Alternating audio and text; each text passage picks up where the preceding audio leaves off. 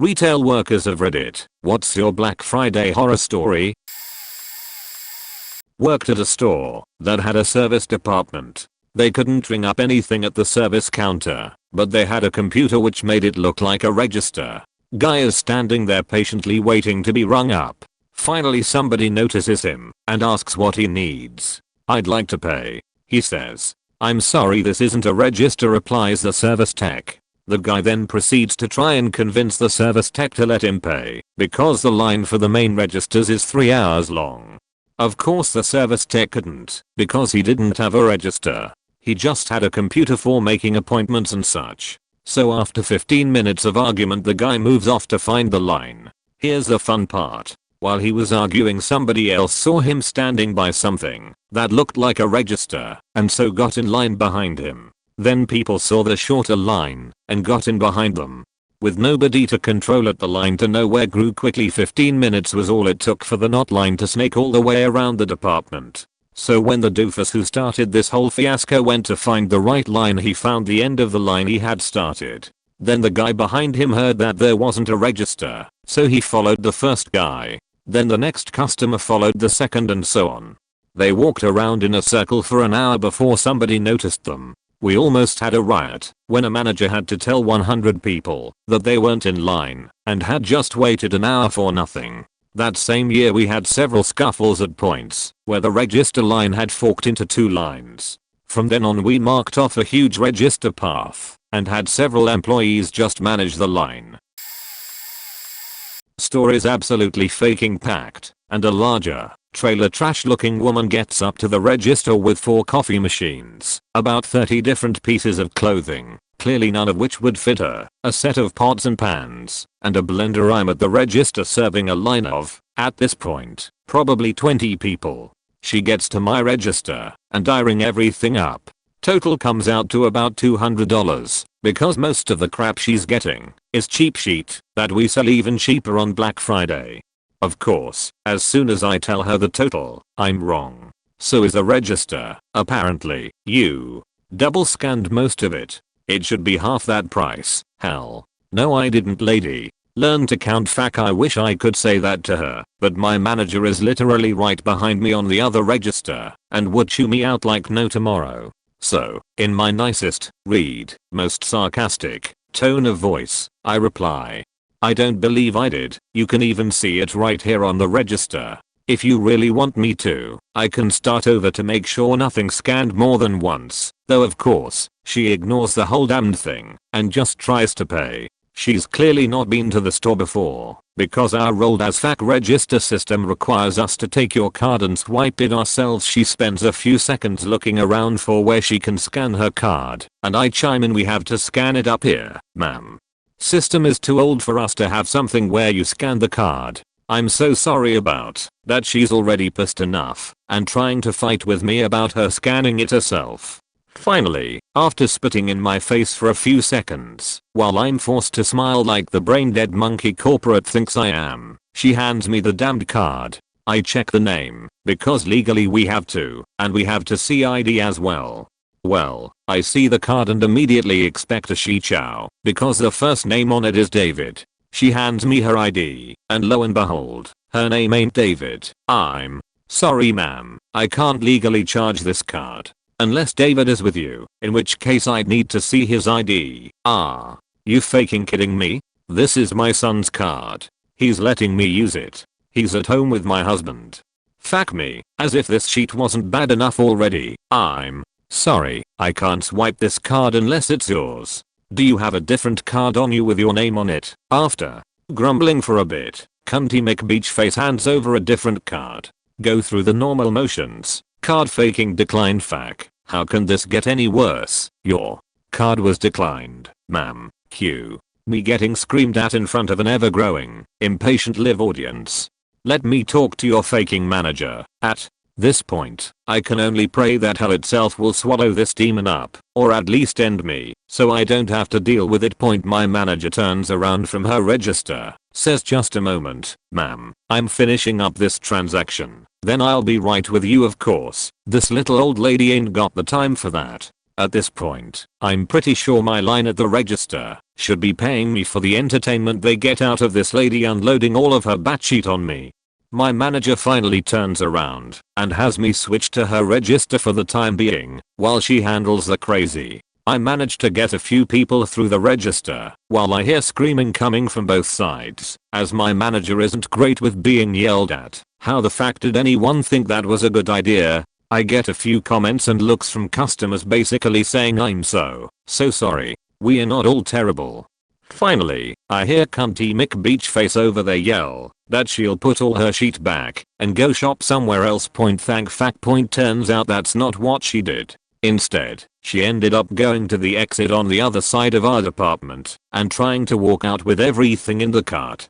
My manager sees this and calls LP, and so does the cashier on the register down there. LP sends some of their guys over to her, and they try and stop her after calling the police. Now, I didn't get to leave the register because we were faking packed, but I was told she tried to fight a few of the people from LP before the cops got there. Ended up with her getting arrested. The rest of my day sucked anyway, but that made it a bit better. I worked at Walmart during Black Friday about 12 to 13 years ago. The hot items that year were $10 DVD players and trampolines. The DVD players were stacked on 2 tables near the registers and the trampolines were in sporting goods. I'm walking to the receiving area in the back and someone from sporting goods asks if I can grab a U-boat or L-cart to load up the last trampoline. I had to go all the way to grocery to get one, and as I'm coming back, someone asks about an item. So I walk 2 feet away from my cart and some woman grabs it and runs towards sporting goods. I get there and the woman and husband are loading up the trampoline, and it wasn't even for them. The other lady that had it and purchased it had receipt and all, just needed a carry out. Said hey, that's mine, and the husband got in her face and said what are you gonna do about it, beach? They started to walk off, and I was shocked at that point, and the husband looked at me and said the fuck's your problem? I just smiled and told the sporting good guy to call management. The husband then said run, honey, and they booked it to the front. They made it out of the store with a trampoline too. Then I get to the front near the $10 DVD players. One older woman grabs the last one left on one of the 2 tables. Another lady grabs the same one. They scuffle. One lady decks the other one into the other table full of $10 DVD players and they all fall over, and she runs, never faking again. When I was in school, I worked at Walmart for the holidays. They had a fun agreement where, if you worked Thanksgiving 6 PM until Black Friday morning 6 AM, you didn't have to come in Black Friday. Fun, right? So after Thanksgiving lunch with my boyfriend's family at 4 PM, I headed to work where I put on an oversized yellow smock with a blue sun on it. I was put in charge of 70-inch plasma screen television vouchers. I was given 7 vouchers to distribute at 8 PM, so customers could go to the register, pay for the television, and have it loaded into their car around back point. So problems arose very quickly. A line for the 70-inch television began as I started my shift at 6 PM. As soon as 7 people formed a line, I had to turn people away. At 8 PM, the vouchers were distributed. Customers 1 and 2 were husband and wife. They were an older couple who brought camping chairs to wait for their 2 vouchers. Here's where the mess started. Customer 8 approaches me for a voucher. I tell him that they have all been distributed and he was free to come back within the hour to see if anyone surrendered their voucher. He then becomes visually distressed and angry, to which there was nothing I could do. In comes customer 1 from before, the older man from the couple. He offers to sell his voucher to customer 8 for what was close to the price of the on sale television that had not been purchased. Customer 8 agrees reluctantly, pulls out the money in exchange for the television voucher. The older couple then walks off with not only Mrs. Customer 2's television voucher, but also the newly acquired cash to buy said television at the register. In comes customer 9 who addresses me very angrily with hey you, aren't you going to do something about that? While gesturing wildly at the older couple who totally scored, and the poor guy who essentially paid double for a Black Friday television. I had to let that customer know that what others did with the vouchers was their business. This guy got way too close to me, and one of my coworkers noticed and came to help. The guy then takes off in a huff and claims Walmart cheated him. 2 months later, I quit to work in my licensed field and never looked back. Years later, still no regrets. I don't even like going into the store I worked at. Not retail, but I worked at a restaurant that is right across the street from the mall and open Black Friday. So naturally, after people get great deals on whatever they come eat point anyway, I'm sitting in back of the house Black Friday morning, waiting for my inevitably long shift to start. It was incredibly busy as it was, but I wasn't about to clock in early. I was bsing with one of the managers when I heard a hostess scream through the walkie, "Help, help." So I immediately rushed to the entrance to see two grown men on the ground fighting, one in nothing but his underwear, and my shift lead trying to pull them off each other while screaming, faking stop. This is a family restaurant, there are children here. I jolted forward in an attempt to break up the fight. This is where it gets weird. Everyone is gathered around this small area watching or trying to help when someone grabbed a fire extinguisher and started spraying us with it. So we have a bunch of people trying to break up a fight between a man in his underwear and some other dude and someone spraying us with a fire extinguisher while we have Christmas carols playing in the background. Finally we get the fight broken up. Cops show up. The whole 9 yards. Turns out the guy got the last TV/voucher or whatever for the Best Buy, and the other guy got pissed and followed him over to try to buy the TV from him. The one who got the TV told him to fuck off, so this guy took off his pants and they got into a fight. Guy 1 got the last TV/voucher from Best Buy, and guy 2 was very angry about that, so he followed him over to the restaurant to try and buy the TV from him. Guy 1 told guy 2 to fuck off, so guy 2 took off his pants and started to fight guy 1.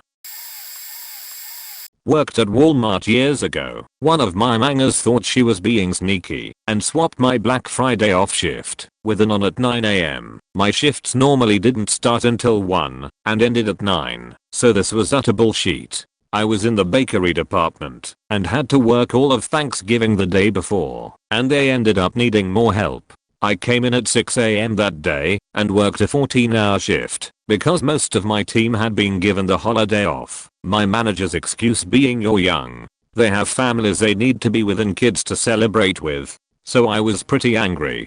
I found out that the Black Friday sale was a 65 inches LCD TV in electronics and PS3s, so needless to say it was going to be a bloodbath. I stayed in my department because there was literally no one else there and caught up on much needed sanitation. When the manager found out before the sale started, she came my way to rain down fire, brimstone, and bullshit on me.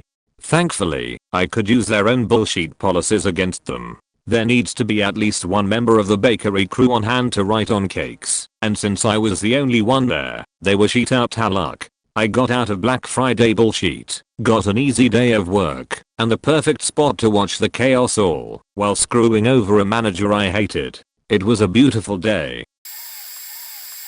Someone else's experience reminded me of one I had a few years back. I worked at a toy store in the mall. Really fancy mall, and we only sold one brand of toys. Anyways, we were all about interacting with the parents, and especially making the kids feel special. It was probably the best place in retail to work, not gonna lie. If I could have had full time with benefits I'd have stayed. Anyhow, early December a woman comes into the store with her 2 children, probably aged 5 and 7, no older than that. I overhear her say, "I'll be back, stay here," and she just leaves them. Not a word to us, she just vanishes. Within minutes it got busy, as in 50 customers plus kids. There are only 3 employees in the store, 2 on register, then there's me, the shift manager, supposed to be helping people shop. There is no way I'm taking my eyes off of these kids, but there are too many people here. 5 minutes go by, then 10, then 15. I'm checking in with these little dudes to see how they're holding up. They're just fine, but I'm the type who takes 100% responsibility for children in my store. I call mall security because I'm freaking out about the need to watch them. At this point, I have to make a return and do a bunch of customer maintenance. No way to keep track of the kids. Turns out mall security called the cops. The officers show up about 25 minutes after this lady left her kids. The lady gets down and makes small talk with the boys while the man waits outside. Things slow to a crawl in the store, so my fellow employees entertain the boys while I speak with the officers. Apparently their mother had gone to the other mall across the effing 4-lane street at 7:30 p.m. during crazy busy shopping time. She eventually did come back for them, but it had been close to an hour. And in Ohio, that is way past what counts as child abandonment. I dunno what happened to her/them, but all I remembered is a shock of who the hell thinks that's a good idea and oh my god is she going to jail, while I watched the officers escort her and her children away. Point at it. I didn't want to name the store cause I've still got an ongoing addiction/love affair with the brand, but I'll spare everyone from having to play more 20 questions any longer. It was the Lego store. I worked as a cashier at Target 2 years ago on Black Friday. My particular store opened at 7 on Thanksgiving, and I had to be there from 6 p.m. to 6 a.m. I don't know how many other stores do it, but for mine we had vouchers for the big ticket items like the new iPads and huge HD TVs etc. So there usually wasn't a stampede of people and the lines to the registers were set up very efficiently.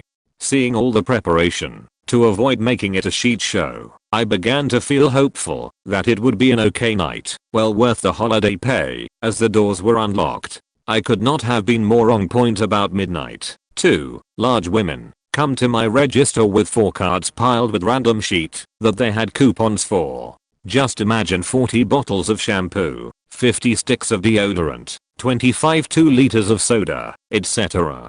All just piled in there. I take a deep breath and began scanning items, and as I tell them the total, somewhere around $800, one of them pulls out a wad of slightly damp coupons from her bra. Stifling the urge to vomit, I accept them and proceed to scan/attempt to scan roughly 200 coupons. After doing about 20 of them with only 3 or 4 working, I decided to look at the coupons and sort them into expired and non-expired as well as coupons from other stores that we didn't take. We would take manufacturers' coupons and Target coupons, but we wouldn't take a Bed Bath & Beyond coupon. About 20 minutes later, some coupons were hard to make out because of the dampness and the ladies insisting I sort through them all. I finalized the tally and proceeded to scan the maybe 30 coupons that were valid/acceptable. The ladies realize that the pile is significantly shorter than it should have been and start bitching at me about the lack of coupons. I explain the situation and continue scanning and then putting them away in the register. The lovely part came when the ladies realized their total was only reduced to around $700. Screaming that I was trying to scam them, the lady demanded I scan all the coupons. I politely explained that I could not scan the majority due to them being expired or unusable at our store. She then asked what discounts I could give her, and when I said that I couldn't give her any besides the normal 5% if she paid with a red card, she began pulling at the neckline of her shirt asking if there was anything she could do to get a discount. Let me stop here and say that I'm partial to the thicker female form, but I'm not particularly attracted to someone who looks like a pregnant Michelin man. So I again politely refused and said if they had any more valid coupons I would be happy to scan them, otherwise their total was $XXX. Now the fun part, the two land whales decide their rights have been infringed upon and begin screaming profanities, prompting the GSTL, General Sales Team Lead, and the 2 app officers to come to my register rather quickly. Upon seeing people who looked in charge, the ladies began telling them how I failed to do my job etc. After telling my boss what I did, she agreed with me and said that I was following the store's policy. The ladies then tipped over all 4 carts full of their sheets, spilling it all over the aisle, threw a change at me and my GSTL, and proceeded to waddle out of the store. I quit right then and there and am now loving my job at a bakery. TLDR. 2 land whales dumped 4 carts full of sheet in the aisle of my register when I wouldn't give them extra discounts or scan expired/invalid coupons. I worked at a big box store last year. I was in charge of answering the phone. Only, our cordless handsets were broken, so I literally could not leave the fitting room counter because that's where the landline was plugged in. So of course it was super busy, and I'd find out right away that if I parked a call and walked the proper department to take the call, that call would not be taken because all the other employees were too busy assisting customers who were in the store. Even if I asked a question about item availability over the walkie, nobody answered because they were too damn busy. Yes, our store had little scanner devices that we could use to check on item availability. But not a single damn member of management in that store thought to reserve one for the telephone operator. After asking for one over the walkie 3 times and receiving no response, I gave up. The end result of this was that customers would call to see if we had an item in stock, and I would have to tell them that, to be honest, I had no idea. As you can imagine, the customers did not like this at all. One of the managers installed new cordless handsets about an hour before my shift ended, but the 8 hours prior had been absolute hell. And a few days later, I got pulled aside by a supervisor who hasn't even been in the store during my shift that day. She said that apparently I wasn't my usual cheery self on Black Friday, and that I had told a customer over the phone that I didn't know if we had an item in stock. The customer had actually called back and complained. It took everything I had not to go off on her, and the only reason I didn't was because she wasn't there during my shift, and none of it was her fault. But to the other members of management, of faking course, I told that person I didn't know if his item was in stock. I had literally no faking way of knowing. You did not give me any of the tools I needed to do my faking job, and you ignored me when I asked for them. And then you wanna coach me on my customer service? Oh hell no. That's on you, fakers. I'm so glad I no longer work there. I'm working in a high-end clothing store that rarely goes on sale. It's a small storefront, so any more than 20 people inside, and it's pretty packed. It's faking 9:30 in the morning, and this family comes in with 2 kids who are faking wired on sugar, running around, acting like idiots, and the parents are doing fuck all because their favorite douchebag jeans are 40% off. The store has a bunch of metal pots and baskets used for display, which we couldn't put in the back because corporate would throw a sheet fit. Faking little Timmy almost dies by near falling on a large metal basket with sharp pokey things on it. My manager, in a calm but obviously annoyed tone, says, "Kids, it's not a playground." This leads Sally soccer mom to lose it. "How dare you talk to my kids like that? Who the fuck do you think you are?" This naturally cues her husband to become Billy Badass and try to fight my manager, who is all of 5'6" and maybe 130 pounds soaking wet. I walk over, being 6 foot and 190 pounds and slightly more able to defend myself from Billy Badass, and ask them to leave the store or I'll call security. Get told to fuck myself because they aren't leaving, so I better call the pansy as mall security. Mall security shows up, and by the grace of the Black Friday retail gods, the one security officer who is actually intimidating responds. Former university football player, like 6'6", and built like a brick sheet house. Billy Badass suddenly no longer wishes to engage in fisticuffs with the pansy as mall security and quickly leaves with his family with security in tow.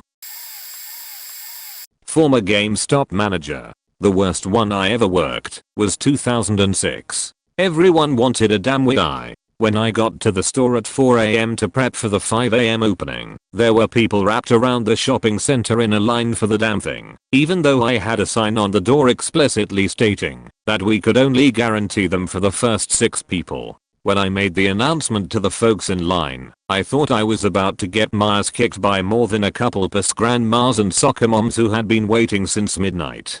After opening, our systems were unbearably slow when processing credit cards, but they still worked. The rest of the day was busy, but not too terrible other than the beachy people who couldn't find a wig. Fast forward 3 days later, a lady walks into the store with a bank statement and starts laying into me about her card being charged $200 4 times, processing, not drafted yet by the way. She insists that she won't walk out until I give her $600 cash from the register. It ended with her and I on speakerphone with my district manager, who politely told her to piss off and call her bank. Cops were very nearly called during the ensuing screaming. This is with a store packed with customers. Fun stuff. As it turned out, our credit card processor had been overwhelmed that day, and this turned out to be a wide issue. It was the explanation for the system slowdown on Black Friday. The charges dropped off after a couple days edit. As others have mentioned, she had every reason to be pissed. I would be too. This woman made it very personal To the point where she was taking liberties with my sexuality and parentage. Be pissed, but you can be angry without being a raging cunt. Worked at a car wash in College Point. We are busier than a one-legged man in an ass-kicking contest, but we are keeping up. Then, an Ashat comes in with a uneven point. Now, this alone would merit a fine story in and of itself. But here, we get to the good bad part. Point puke all over his dashboard. Point, by which I mean, puke of mythological biblical proportion. Point, apparently, the guy out selling the car washes was too busy to notice said puke, and put him in line. So, the guy makes it to us at the vax. I see the puke on the dashboard as I start to slide open the rear door, and that's when I see it. Point, we are talking an honest to God pond of puke in the back. Turkey, stuffing, pumpkin pie, grandma's own whipped potatoes and gravy. Point, said Ashat says, Uncle Ned had too much to drink yesterday, so my brother offered to drive him home. Uncle Ned upchucked first. That's when my niece lost it in the back seat, too. He smiles. Do you think you're going to be able to get it up? Now, mind you, if we were slow we wouldn't do it, but to pull shenanigans of this caliber, when we are this busy, I'm about to go full apeshit and start clubbing him with my vac nozzle when my quick thinking partner on vax steps in and says, sorry, sir, our union contract prohibits us from removing biological waste. Slams the door shut and sends the car down the conveyor. The guy stands there slack-jawed and stammers out, I didn't even know car washes had unions. We do today. He grins and walks away. I also worked at Best Buy 2001. I won't name location. To this day BB was one of the worst jobs I've ever had. 6 AM, mall store. People were climbing the gates, literally. They opened the gates and this massive flood of people ran from front to back. Some ran past me, spun around and screamed a question at me, then darted off again. Point, management told us that morning that it was a day we'd do damn near $1 million in business in one day. Therefore, it really didn't matter how we treated people. Sell service plans. Sell accessories. The cash flow and revenues will be there. Make our numbers look good. Paraphrasing. One woman punched another and took the last of some digital camera to the front of the store. Point, my tall, lanky friend reached between two people arguing over the last hard drive, took it from them and handed it to some other guy and told them, if you're going to act like children, I'll treat you as such. I got moved up front to work crowd control. They had lined up a bunch of big screen TVs to channel people down the media aisles. CDs, DVDs, which those lines went all the way down those aisles, and then all the way back around the outside. I had customers tell me they were glad I was there, because they were going to knock out the guy that was there before me. I'm pretty sure 1 to 2 of those TVs were tipped over as well. Point, in total, an absolute shit show that I do not wish upon anybody. I refuse to G shopping on Black Friday now. Okay, so, I work at this retail chain Always 11, and it's expected that, since we are a trendy clothing store, we are going to be busy. Point, what I weren't expecting was to deal with this family who had well over $600 worth of clothing in bags waiting to be scanned, folded, and bagged. Point, each person, there's 5 people in this family. Mom, dad, daughter, aunt, and cousin, has maybe 5 to 6 unique items as well as basic shirts, leggings, sweaters, etc. After folding maybe 10 items I start to fold another and the mom says actually those need to be bagged separately from these clothes. All of them need to be in separate bags. It's 12 PM on Friday, 12 on a Black Friday. We have a line already of maybe 25 people and we have all 5 registers open and trying to get to as many people as possible, but I have to go and bag these items. It's annoying as heck, and it took over 20 minutes to get through everything, fold everything to the aunt's folding standard to boot. Point, so finally it's time to tell the total and for the family to pay. I tell them their total, which is around $620, and they take forever to pay and leave. Point, so finally I go to check out my next new customer. This really nice black lady who's buying jewelry for her sister as her Christmas gift. Her husband is retired army and she's proud of him. Her total is like $48 and she hands me a $100 bill. I check to make sure it's real and press page down to go to the next page. to complete the transaction and the servers are down. All of the registers are full with people trying to pay. We now have a line that's getting close to one of the doors in the store, and the servers go down. We have to manually write down the item numbers of the things that are getting sold, as well as having to manually run the credit card machines like it's 1950. It took over 10 minutes to do a single customer and the servers were down for what felt like hours. Definitely not a good day. I only ever worked one Black Friday in my life. It was during my time at a craft store. There are two things that were constant during my year working there: the fact that every day was extremely slow because we were never too busy, and the fact that for some reason 90% of the customers that came in were more rude than anywhere else I've ever worked. So I'm thinking I'll have the typical rudeness, but it won't be too bad because we are always so slow. I couldn't be more wrong. For the first time ever, I couldn't spend Thanksgiving with my family because I had to work at 8 p.m, so I was already in a bad mood.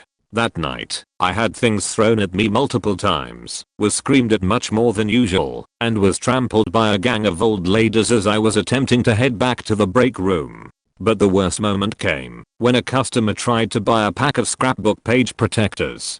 The customer was attempting to buy a pack of 25, but was convinced the price was wrong because she was looking at the sticker for the pack of 10. She screamed at me for a good 5 minutes while I calmly tried to explain the price. Finally, it ended with a quote, "You're ruining my Thanksgiving, you stupid bitch." Trying not to scream back after that comment, I replied with, "I'm sorry to hear that, but unfortunately, I cannot give you the lower price as it was not mislabeled." She responded to that by throwing a punch, which I ducked. My manager saw the whole thing and the customer was escorted out and banned from our store.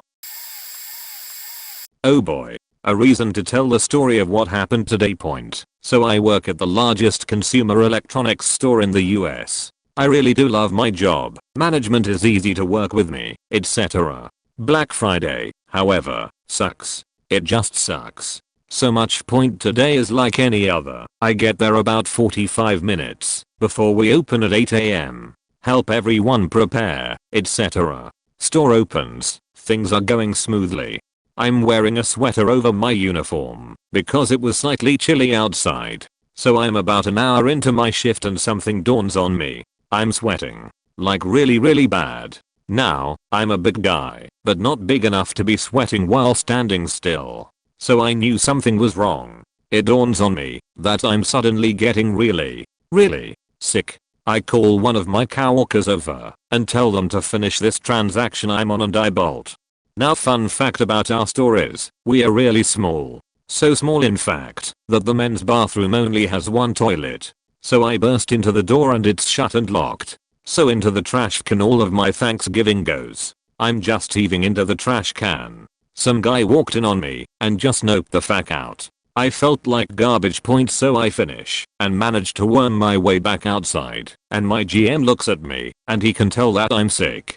He tells me to hop on a register no one uses, and I just stand there in my own corner for about 10 minutes, and then it hits me again. Off running I go again. Thank God the stall is open. So I just start all over again, but thankfully in my own area. Afterwards I buy a water and sit in the break room to try to battle this inner demon that is trying to kill me from the inside out. It wins. It wins and it makes it infinitely worse. Throw up in the trash can in the break room and then it starts coming out the other end. So I immediately turn and sprint into the bathroom and drag the trash can inside with me. So I call my GM from inside the bathroom and beg him to let me leave, and thankfully he trusts me enough to let me go. TLDR, someone didn't wash their hands when making Thanksgiving food. I threw up in every corner of the store, then sheet myself, and had to abandon a good pair of underwear in the trash can in the bathroom. Oh man, caught this late, it'll never get upvoted but fuck it. Worked in retail 4 years and Black Friday was the big one. I work selling digital cameras were really at the height of popularity. This guy came in with his 10-year-old kid and took a shitty camera that we had this protective wire called Spider App or something. Anyway, he took it from the shelf and was walking around the whole store for a real long time and never bought a thing. Just walking around with the camera while his kid was playing video games. Eventually he wandered near the bathroom and snuck in with the camera. Our loss protection guys saw him right away and immediately went into the bathroom. He was in the stall for a while, so eventually the loss protection guy started banging on the stall door saying something like, "We know you have a camera, sir." Long story short, he was trying to flush the camera down the toilet. I guess he figured if he flushed the camera down the toilet successfully he could rip the box apart and flush that too. Only problem was he faked the toilet up good and made a bit of a mess. Eventually he gave up and came out with an empty box. One of the managers said that we needed to recover that camera to prove he stole it, so another manager of ours was like, "Fuck it," and pulled his sleeve up and went in. It was hilarious to see one of the supervisors dry heave when he saw the manager fish for a digital camera in a toilet. Anyway, they found the camera and called the cops. To make matters worse, he barely spoke English and we needed his son to translate. It was kind of sad to see it go down like that. Quite a story to tell, definitely made it an interesting day.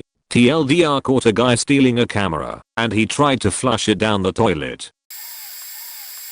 I worked a 12-hour Black Friday shift, 5 AM to 5 PM, at an out of business sporting goods store. A couple notable things from that day: our sale was a nightmare. It was literally a deal you could get any other time of the year, but people went nuts because it was Black Friday. Buy one get one half off, all shoes except in the long small print paragraph below the deal. The coupon claimed that this did not include Nike shoes among many other popular shoe models from other brands. Cue customers throwing a huge fit when they came up to the register and saw that the deal didn't go through.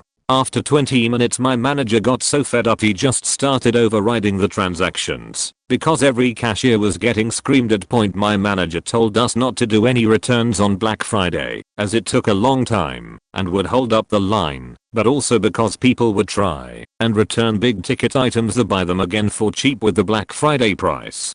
I had this couple come up and try and return a small trampoline, and I knew for a fact that they were just trying to buy it again because it was on sale for $10 less than the price they paid. I informed them that I couldn't, and the wife freaked out and bitched at me for a good 5 minutes. My manager basically told her to leave, and she was fuming, while the husband tried to calm her down. 2 hours later, the husband is back wearing different clothes, sunglasses, and a baseball hat. Did he think changing his appearance would change our return policy that day? He came when my manager was on break, after I recognized him, and told him I couldn't do the transaction. He then threatened to follow me out after my shift and break my legs, and then tell my manager something nasty about me, etc. Honestly, it was a bunch of shit and very disturbing, but everyone was way too busy to notice or care, so I just did his faking return. People are crazy. I was a total zombie after that shift. That store chain was a shit show. Same place where I had a guy high on meth chase me around the store. Seriously, not surprised the chain tanked so quickly and went out of business. I used to work security at the only shopping mall in town. It was a later shift on Friday itself as most of the crowd was gone and the stores were starting to close. I'm walking patrol near one of the seating areas and I notice a couple sitting with a small boy, maybe 2 years old, who is crying. They tell me that they found him without his parents. The child is nonverbal, just bawling, and can't tell us anything about his family. The entire team goes into action. Me and another teammate take the child to several of the nearby stores hoping to find his parents. After about 10 minutes, I go back to the seating area and sit with the child, while the rest of the team continues to search for the parents. My heart is breaking at this point from the obvious terror that the child is feeling. An employee from one of the jewelry stores nearby ends up bringing out one of the teddy bears for the kid. He calms down a bit. Finally, it's been half an hour and we can't find the kid's parents anywhere. Per policy, we call the police. Because there are actual emergency situations going on, it takes the police almost half an hour to get there. At this point, the child has been separated from his parents for more than an hour. As the officer is talking to me, my supervisor radios in that he found the parents. He comes walking up with a young couple, maybe in their early 30s, who have 5 more kids in tow. Apparently, they had been shopping in the Walmart that is attached to mall and hadn't noticed until they got out to the car that they were missing a child. The siblings were more relieved than the parents that they were reunited with the toddler. And to top it all off, the mother asked in a very annoyed tone of voice where he had gotten the teddy bear. The officer asked the parents some questions to make sure that there was no obvious abuse going on, got their information, I'm hoping so that child welfare could follow up and let the family happily go on their way. A few years ago I was a cashier for a department store and the line was down the middle of the whole store. The way it worked was the next person in line went to the next open register. Normally people lined up at the individual registers, so every once in a while people would start to line up at the register, and we had to point them to the line. 99% of the time there was no issue. Until this Indian couple who were regulars and always tried to get us to use old or ineligible coupons came in. I noticed they looked like they were trying to line up by a register and told them the line was somewhere else. They said they were just going over some stuff, so I went back to ringing my customer up. Then when I called for the next person, those two assholes stroll on up and cut everyone in line.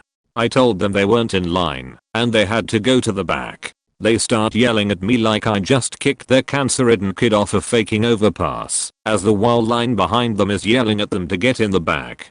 They threw the store flyer at me and left in a huff. About 20 minutes later they come back and start angrily talking to my manager. She comes to get me and says she thinks they just want an apology. Whatever, I can pretend to be contrite if it means they leave. Turns out they just wanted to yell at me some more and demand my manager fire me on the spot, which she wasn't gonna do because that's faking ridiculous, and they leave in a huff again. A couple weeks later my boss asks me to write down exactly everything that had happened with no embellishments and approximate times. Turns out they were threatening legal action and saying I refused them service because I was racist. After reading my story and checking security tapes, the store said if they wanted to press charges they'd see them in court and would back me. That was the last I heard from them. Fact retail. I can never understate how much solace I get knowing I will never have to deal with that cheat or the miserable cunts that roam its damned halls again in my life. I would literally kill myself before working retail again. TLDR. Indian couple try to cut the whole store in line, get mad when I don't help them, try to get me fired on the spot, and then threaten the store with legal action saying I didn't help them because I was racist. Two separate promotions were on, both of which were clearly stated on the big as bold as brazen as emblazoned as sign in the front of the store. Jeans, $60. This was half the regular price. Everything else, 40% of fladdy with a big peroxide laden updo and a bulky synthetic fur coat, which is entirely impractical in the mall on Black Faking Friday, marches up to the register. I greet her and ring her stuff through and tell her the total. Then she says, it shouldn't be that much, the jeans are 40% off $60, aren't they? I can understand her mistake considering the rush and the crowds and the possible heat rash she has, so I politely explain that the promotions are separate. The jeans are on for half of their regular price, and the rest of the store is 40% off. Well, apparently Donatella Versace isn't too pleased about this. After insisting that I was wrong and she, the customer, was correct, I calmly explained the promotion again. Cue this woman angrily pointing at the sign which clearly states she is wrong and insisting that the $60 jeans are to be discounted by a further 40%. I explain it to her again. Then she pulls out the big guns and says this, you're wrong. That's false advertising. You have to give me the sale that's on the sign. If you don't, you're breaking the law. This is Canada and we have laws and you're breaking them. Suppressing my internal urge to mockingly tell her to call the faking police, I explain to her that it's out of my control and I can only offer her the price set by the company. She continues to irately insist that I'm wrong and I'm a criminal. I tell her she can call customer service, to which she replied, I'm not spending an hour on the phone with them, I'm calling the Department of Justice. You'll hear from them soon enough. Stomps out. Never did get sued after, just a lot of pity from the people behind her. We don't have a horror story, our business is failing. Edit. I just woke up, didn't expect people to respond to my comment. Haha. Nonetheless, I think I should offer you guys the story. It's not so much a retail shop, it's more half of it's a restaurant/retail, and for obvious reason I cannot explain what shop this is. So we are failing, not because of the retail side of the store, but the restaurant side, which effectively faked up everything possible. So when you walk into the store you have the restaurant first, then the retail section behind, which in itself is massively stupid, because our business is meant to focus more on the retail rather than the restaurant. Hence why during Black Friday we barely have customers, because it's nearly unnoticeable that we are a retail outlet. But moving on to the main issue on how the restaurant is failing our entire store. The restaurant is known for having a range of food that does not compete with our competitors. Our food is offered in a box is very limited, whereas our rivals are much fancier with their food and don't serve it in a box. Point always understaffed then overstaffed somehow. Point we make less than $1,000 a day. Because we make less than $1,000 a day, our supervisors tells us not to come for some shifts because it is not that busy, but in reality it is, because our manager can't pay us. Place looks boring, unattractive. Point the smell of the food is really potent that it drives away people from our retail area. Point that's my workplace in a nutshell.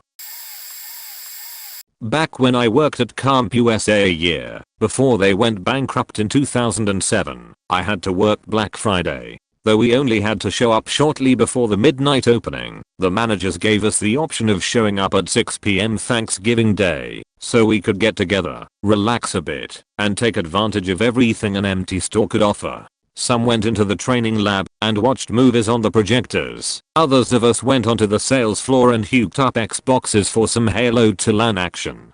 On top of this, our managers provided to us plenty of caffeinated products, like Red Bull and Starbucks frappuccinos, for those that wanted to stay awake for the whole pre-open time. Point shortly before midnight, one of our managers flags us down and tells us to come up to the roof and check out the crowd. At our best guess, the line of people had to extend an easy 600 to 1,000 feet, blocking the entrances to all nearby businesses. This was at 10 minutes, and the line only got larger.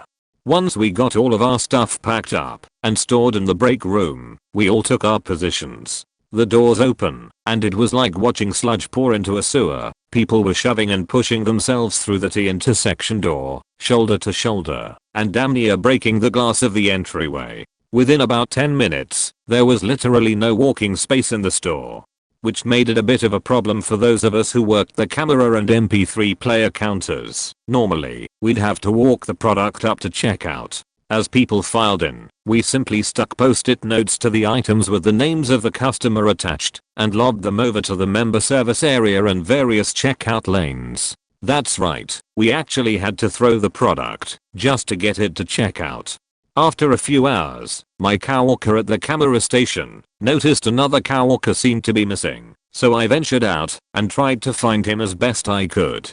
15 minutes later, I get to the break room/storage room, only to find him on the floor, sitting cross-legged, fists in his eyes, rocking back and forth, while having a full-on meltdown. Apparently he had consumed 8 of the frappuccinos and suffered a panic attack induced by caffeine.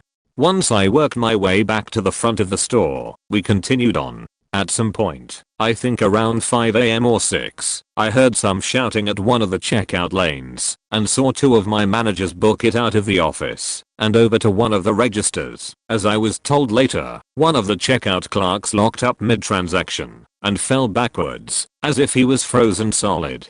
The 2 managers extracted him from the counter and took him back to the break room, where they later found out that he had drunk 425 Red Bull within a span of 3 hours prior to opening. Point by 7 AM, our relief shift showed up, and everyone working the night got to leave. Both of the employees who had collapsed were fine, having been taken away from the crazy sheet going on at the front. Since then, I have never worked anything so chaotic in my entire life. So long ago, many a year ago, envision a fresh college man ready to take on a retail job at Best Buy. Be very eager and ready outshine everyone else that was mass hired for the massacre season. Making good friends with one of the female hiring managers. Ensuring your progress through the filtering and department placement. God, don't let me end up in media. Everyone is bitter and mean there. Surpassing your peers in suckering the masses into warranties and attachments for every single thing that you could staple your name to. Female manager is very content, but then again she's very friendly and likes a lot of the new staff. Even that is wholesome media you don't want to end up working with. The main event comes. It's Thanksgiving, your final meal, before shuffling back to the cell block perfectly lined with blue tape on the ground instructing your audience how to proceed to your execution. Now, you weren't any underperforming peon, you are the alpha peon, and as such you don't turn down staying later than usual to help and reset everything after the zombie speed walk, because in truth you're a pushover. Time nears when all is done and you're cut. Now to rest, grab a soda from the break room and head home to your girlfriend's, wake her for a disappointing but frustrated thrusting, and get some rest to get back to the apocalypse. Too bad you sat down on the couch and blacked out. Unsure of how much time has passed, but certain it's been minutes. You walk out of the break room into absolute faking darkness. Like frail little Timo in the middle of a nocturnal. Nothing is visible but the white glove, the Apple big screen in the back of the store. Aside from that pitch black and the outline of all the product shelves. Yeah, your faked point being new to the store. You have no one's number. The two people you exchanged numbers with won't pick up because they thought you were Tull and were correct.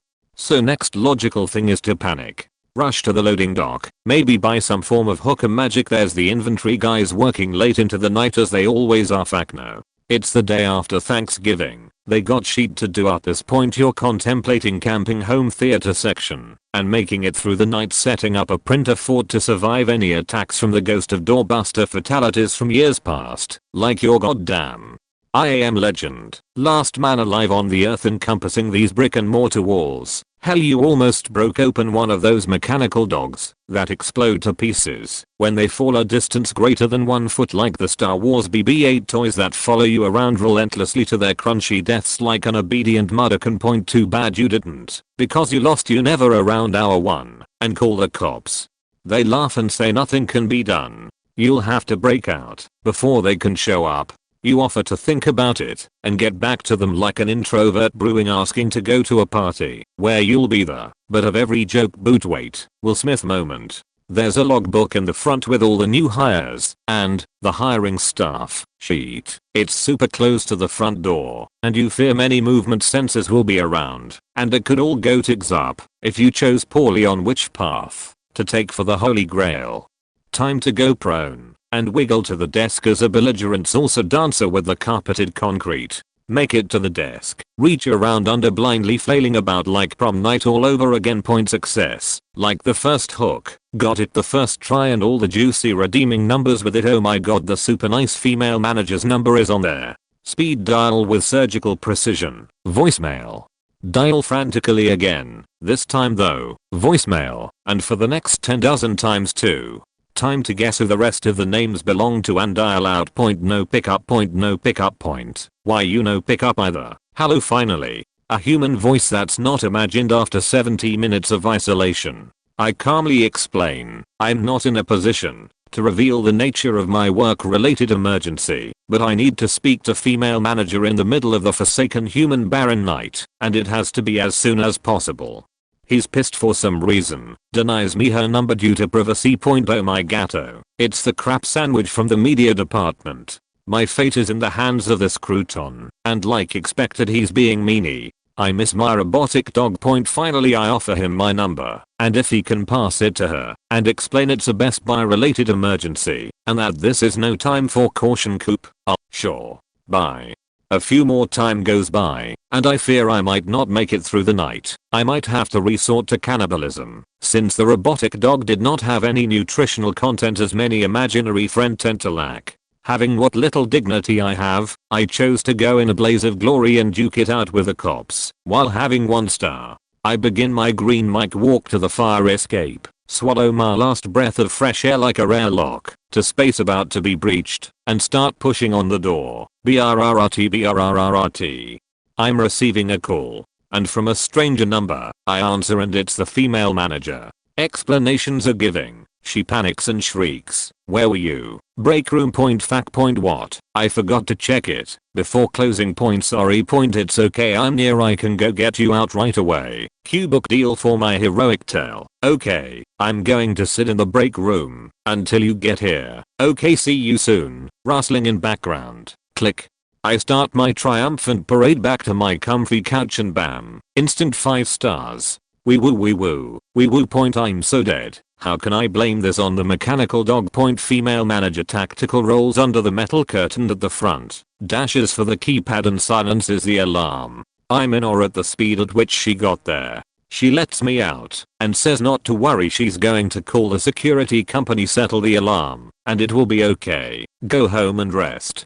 I leave the Hunger Games a champion over the mechanical dog point. Roll credits sheet. Plot twist point, the T-Watt waffle from media is outside. There's 2 cars left in the parking lot and it's both of Thiz. Dude looks as pissed and A1 owners of No Man's Sky. His hair is messy. Fly was forgotten down, still wearing the uniform, and come to think of it, female manager was a bit unkempt and had a little extra bounce after getting up from her tactical role, like as if not wearing a bra or the like.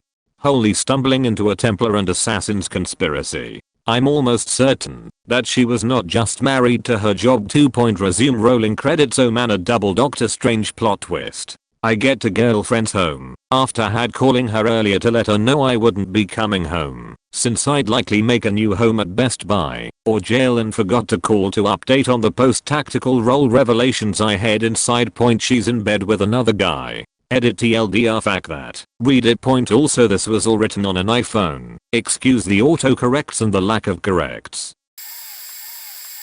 Work at GameStop in one of those inside malls. It was Black Friday. I'm working register. I was there from 10 AM to 10 PM with never-ending transactions and people asking me when Mario will be coming to this box.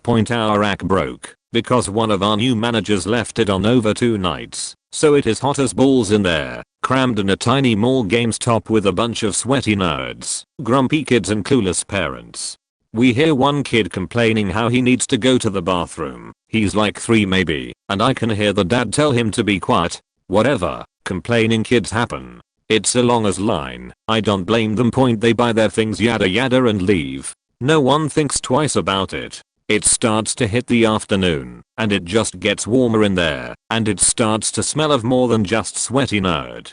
There's a general complaint, but nobody can figure out where it's coming from, at least not anybody who worked there. It finally reached that point where we can't take it anymore, and we send one of the poor seasonals off to go check it out.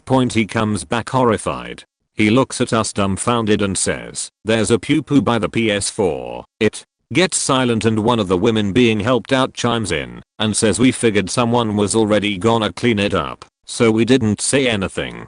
Great. And it's been sitting there for hours in the growing heat of the stuffy mall.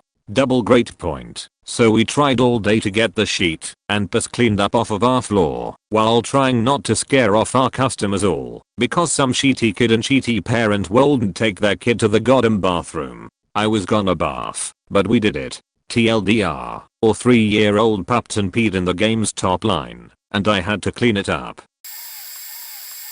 I worked in a large clothing and homeware shop, UK, on a Black Friday for my first ever shift. Prior to our 8 AM opening, we actually had security guards stood outside the front doors stopping people trying to get inside as the doors had been slightly opened for arriving staff members. Everyone in the queue got 2 10-liter clear bags which they could use around the shop. Baskets and trolleys were banned after a number of injuries the year before, and as 8 AM struck and the doors opened, it was just a stampede of screaming women and the odd bloke rushing into the store decimating everything in front of them.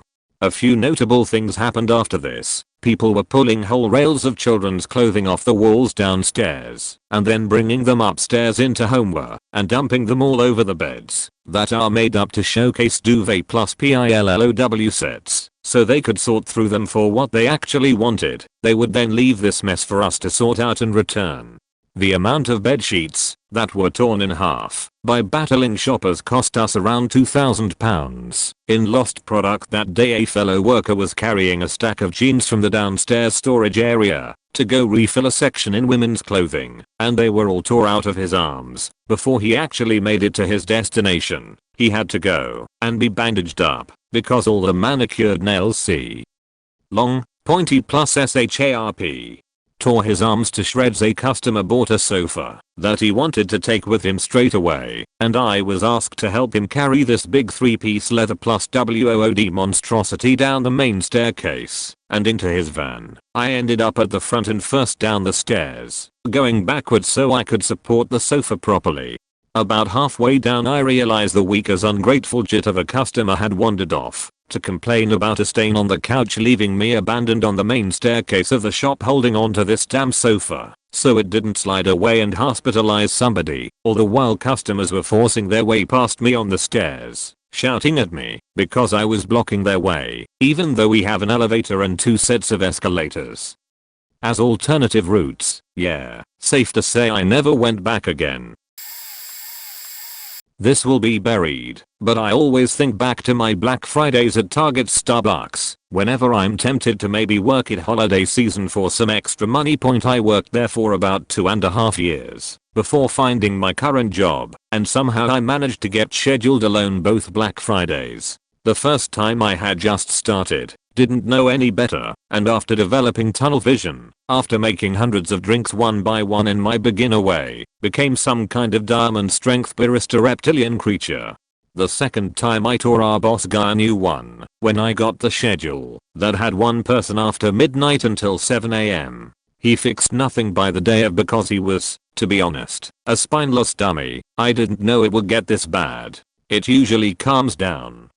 It never calms down. I ended up sending my exhausted 5 PM to 11:30 person home and worked alone until 2 AM, aka busiest part of the night after the initial rush, and ruined people's appetites with my hollow gaze, I'm sure. So many. Are you the only one here? That's awful. Anyways, we ran out of every ingredient. When my next shift came in around 2, I just turned off the light and told her we are restocking, so keep customers out. Dumb boss guy appears out of nowhere the second we go dark to stammer, "Hey, I noticed your lights are OU," and I just hiss at him that we are closed for 30 minutes. This story has a happy ending. After a year of recovery I'm fully human again and only turn barista if I get too close to a milk steamer. A few years back I wore a blue shirt, not even collared, just a plain blue t-shirt with black athletic shorts, to a Best Buy on Black Friday. I was there maybe 5 minutes before some lady came up to me and asked me to get a product for her. I kindly told her that I couldn't because I was not an employee. She persisted that I was, and I was just trying to get out of working. I told her again that I didn't work there. Finally she says she's calling the cops because I'm being racist. She was black, I'm not. I said go ahead, and guessed that she wouldn't. Well, not even 10 minutes later I see her pointing me out to a cop, who then walks over and asks me what happened. I told him that she wanted an item, but I couldn't help her because I wasn't an employee. Then his beach has the audacity to say no, said he would kill me for being an nigger. So this whole argument between me and this crazy black lady get into this huge argument in front of an officer. One of the actual employees comes to my aid and says that I don't work here, and he says that's not what I said at all. The officer, who probably has been dealing with shit all day, pulls the lady aside and has a talk with her. It must not have gone well because she started screaming and eventually got taken away in cuffs. Me and the employee are just watching as she is screaming he brains out as he pulls her out of the store. From then on I've been pretty close with most of the employees at the store. A lot of them say the scene, and the few who still work there joke about it with me when they see me. I worked at Radio Shack over the holiday season about 8 years ago. Long lines, pissed off customers, and someone had clogged the restroom, an employees only restroom. So it had to be either my boss or the other guy that was working, and they asked me to go unclog it. Normally, I would have no issues with doing that at any other job, but since we got a small commission off of everything that we sold, only Radio Shack that was doing it, or has ever done it to my knowledge, and people were buying some big priced items. So, I went back there with a plunger, took almost half an hour to unclog whatever ungodly thing that was released into the stool, and by the time I had come back out, every high priced item in the store was freaking sold. I literally missed out on about $1,000 in commission. Later I was at a party and found out that the greedy cunts did it intentionally so that they would have a big commission. I literally raged out on the manager and my other co-worker. After it was all said and done, I probably made $200 in commissions along with my normal paycheck plus a small bonus. The next year, I went into the store, since I was doing my own thing as far as work, and hung out all day just to make sure that they didn't do the same thing to the next pud that decided to be working holiday only like I did. Same thing came up for that guy too. I told him to stay up front and do his thing and I would take care of the clogged toilet. After telling him what had happened the year prior, kind of a petty revenge I guess, but still. Oh boy, I can finally tell my go-to funny story. So here I was, an 18-year-old freshman working 6-hour shifts after class at Best Buy. One thing about me was I actually liked working there. I liked answering questions and interacting with customers because technology is something I'm pretty passionate about. So you can imagine why my other co-workers would ask me for help when a customer is a problem. So it's the worst day of the year at any retail job. Black faking Friday at Best Buy. We have almost everyone we could get on the floor working. Around 400 people it felt. Shopping point. Did I mention this was my first time working Black Friday? The usual madness of people rushing to different sections calmed down and everyone was getting about just fine. Point. As I was in the television section I hear a KRCHSS of a very large object hitting the floor. A burly guy in a flannel shirt just made a faking 40-inch TV fall on the floor. This was one, if the one sitting on a shelf on display point, and as luck would fact me our quietest and most timid employee was closest to him. It was also within her first 10 days there. She didn't even speak to him before looking at me bulge-eyed like the fact do I do. So I did my Best Buy employee half jog over to her and Mr. Flannel.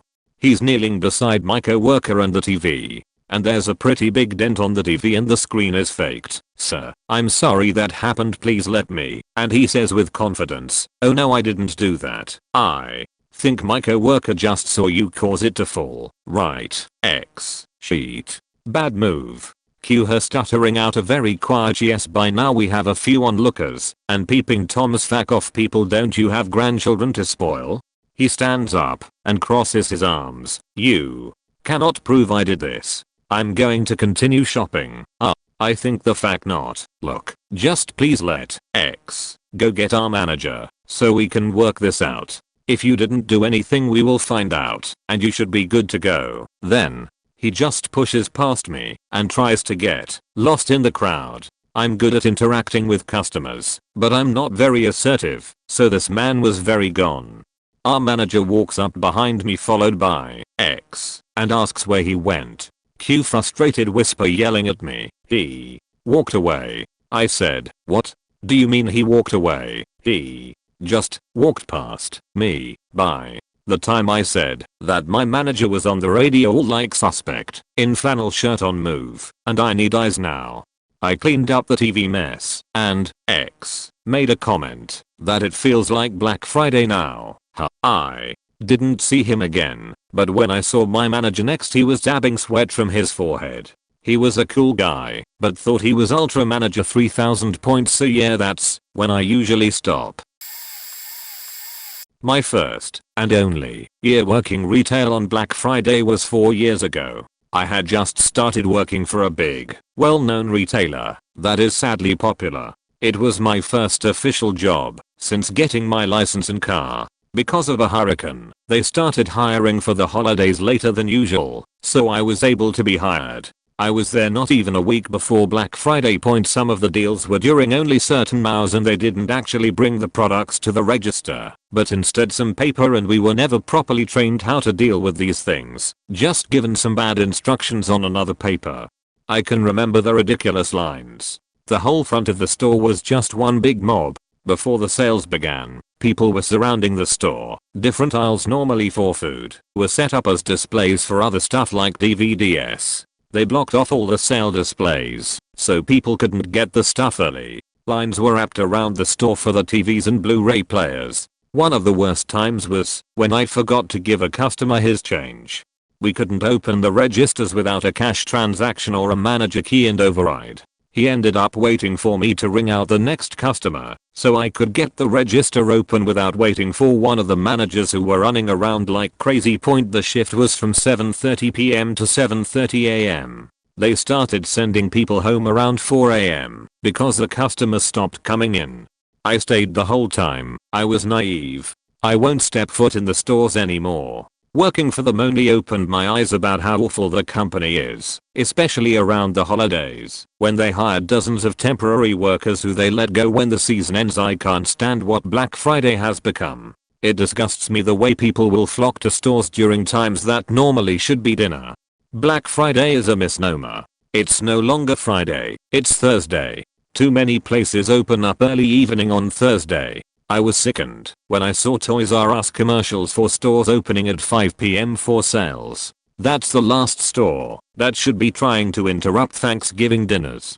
Parents shouldn't be moving up their turkey dinner so they can abandon their children at home with grandma and grandpa or whoever to go buy Christmas gifts for these kids. End rant. I used to work electronic department in a major USA big box store. One year, we had these car DVD players for like $30. There was a giant pallet of them wrapped in plastic wrap. People were doing and punching each other. I yelled for everybody to knock it off, and I would hand them out. Several small kids, 6 to 10 years, were standing in the mix and a very pregnant woman. Random side note, why go Black Friday shopping when 7 to 8 months pregnant? This seems like a bad idea to me. As I handed out the players, it became apparent that the pallet was not going to give one to everyone. People realized this, and all hell broke loose. I got shoved, punched, scratched, and badly bruised. I got hit from behind, spreading me across the pallet. I bear hugged 3 of the players, and spun out of the insanity. I shoved 2 of the players into the hands of the pregnant woman's husband.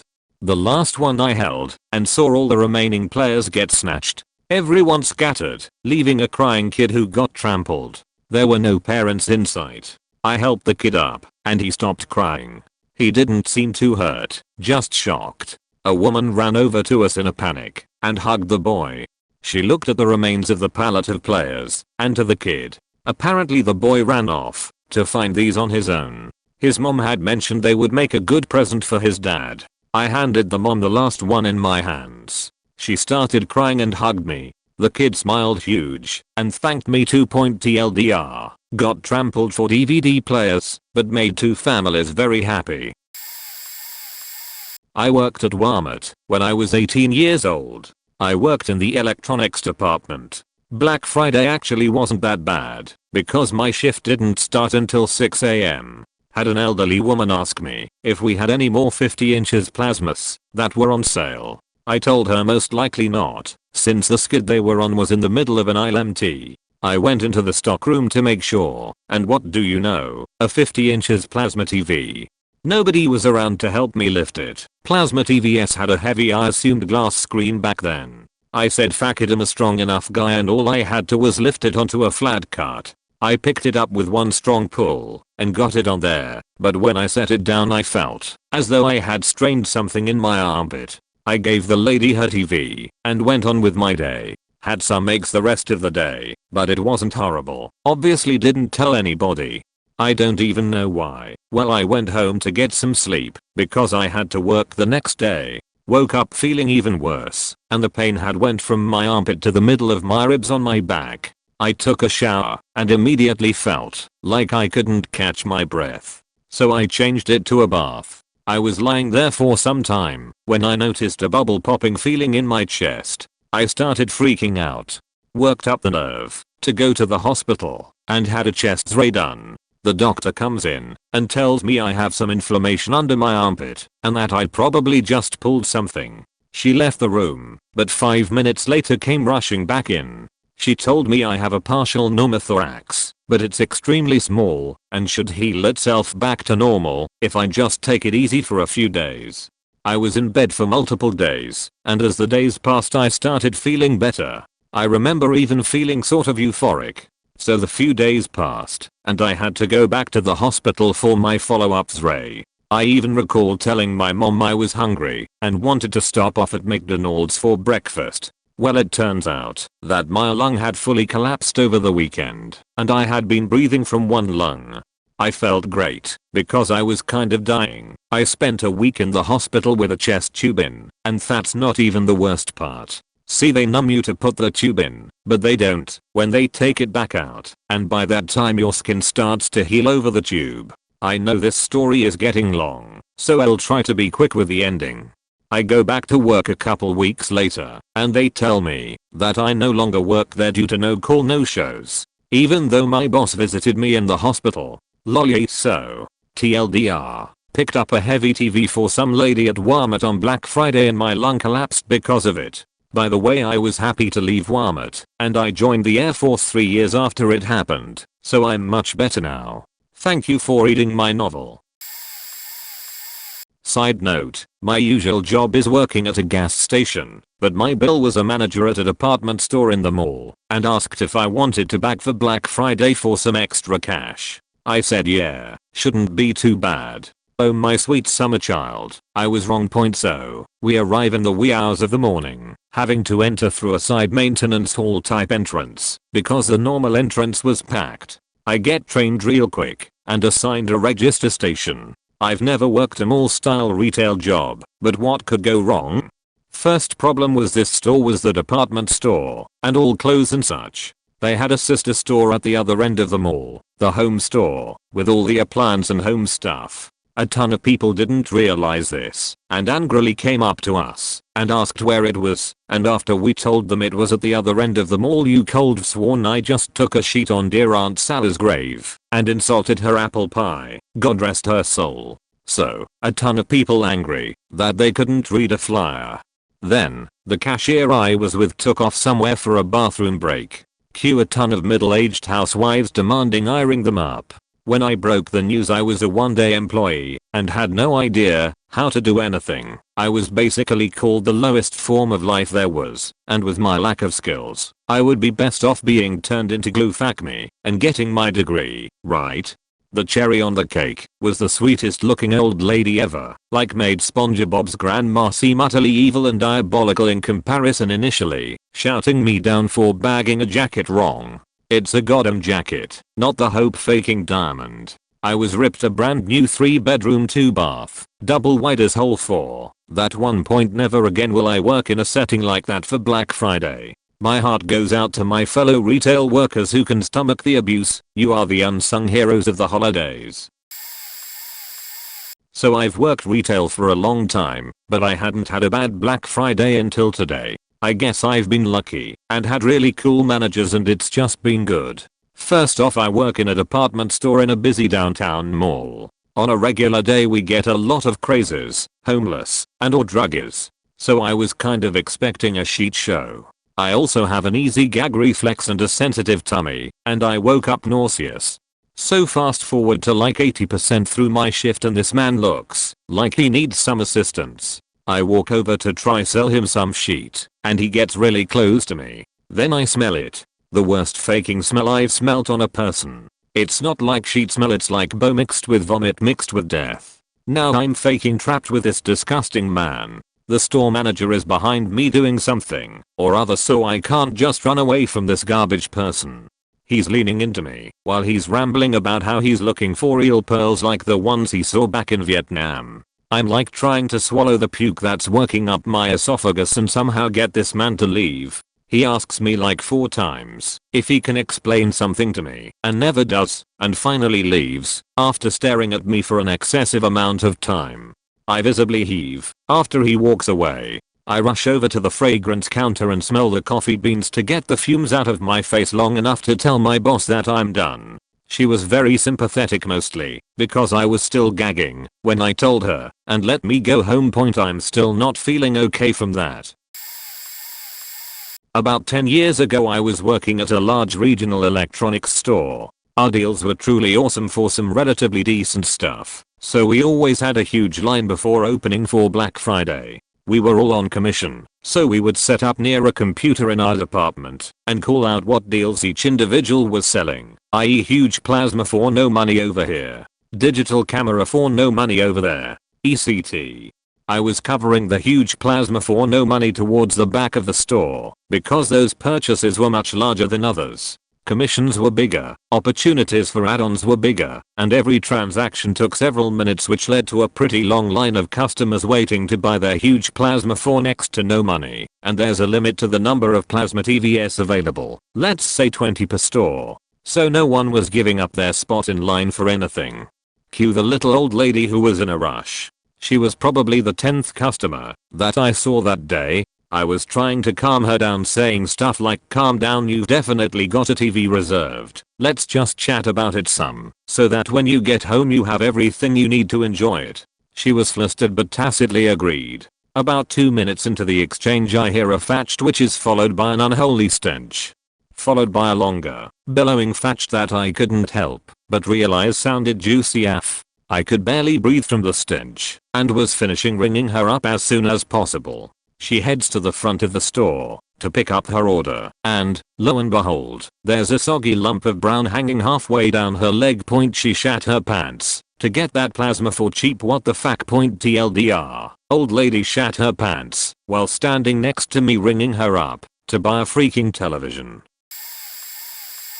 I helped a group of rowdy kids get some goldfish today. I can usually tell when they are going to do something stupid with them because they don't ever care which ones I pick out. These guys ask me if they can survive in liquids aside from water. I assume they were going to swallow them. They headed to the Nerf aisle and literally picked up and messed with every single gun, destroying the aisle even more than it was before heading to the electronics section.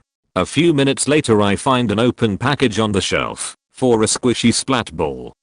I see the kid 30 seconds later squeezing the ball. You're probably going to need this, I say, showing him the package. I found it like this. He immediately clarified, I'll take it for you. 2 minutes later my lead calls me over to keep an eye on them because they were huddled around the expensive headphones, blocking the view of the electronics desk.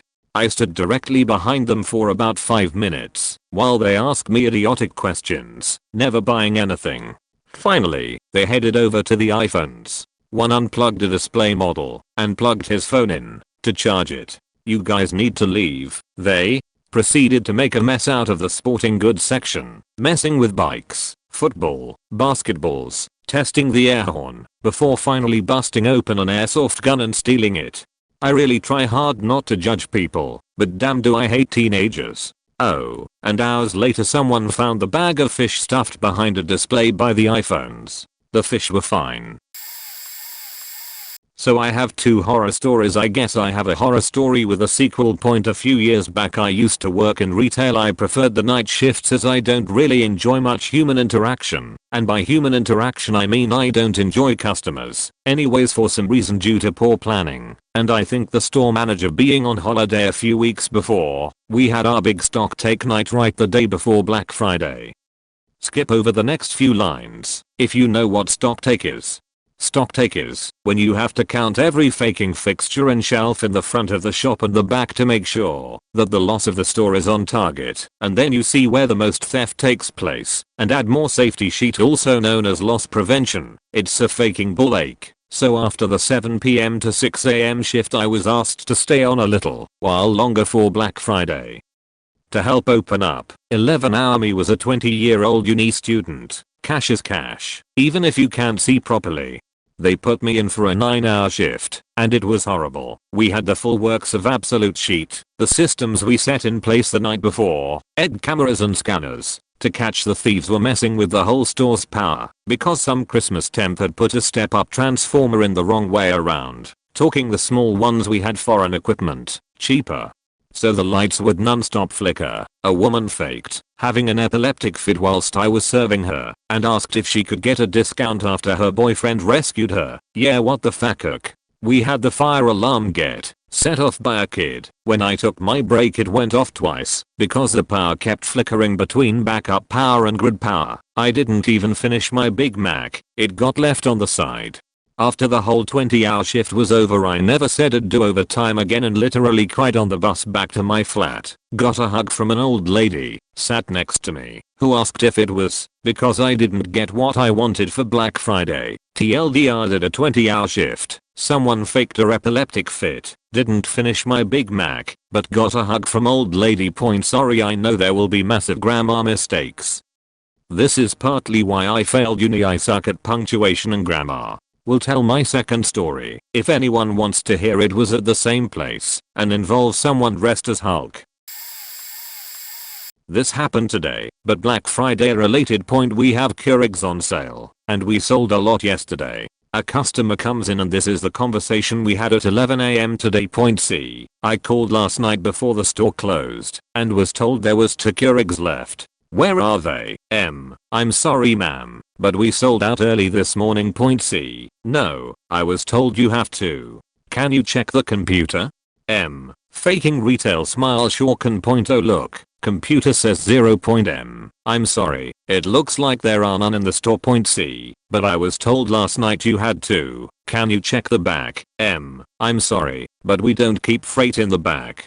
I can check to see if any of the surrounding stores have any in stock. C. But I was told you had to. At this point, I'm beginning to think this woman believes she's the only person in America shopping this weekend. We probably did last night, but like I said, we sold out early this morning. C. Well, that's ridiculous. I was told you had to. You should have to. Sorry, ma'am. This went on for another 5 minutes. Black Friday brings out some of the dumbest people I've ever had the misfortune of dealing with.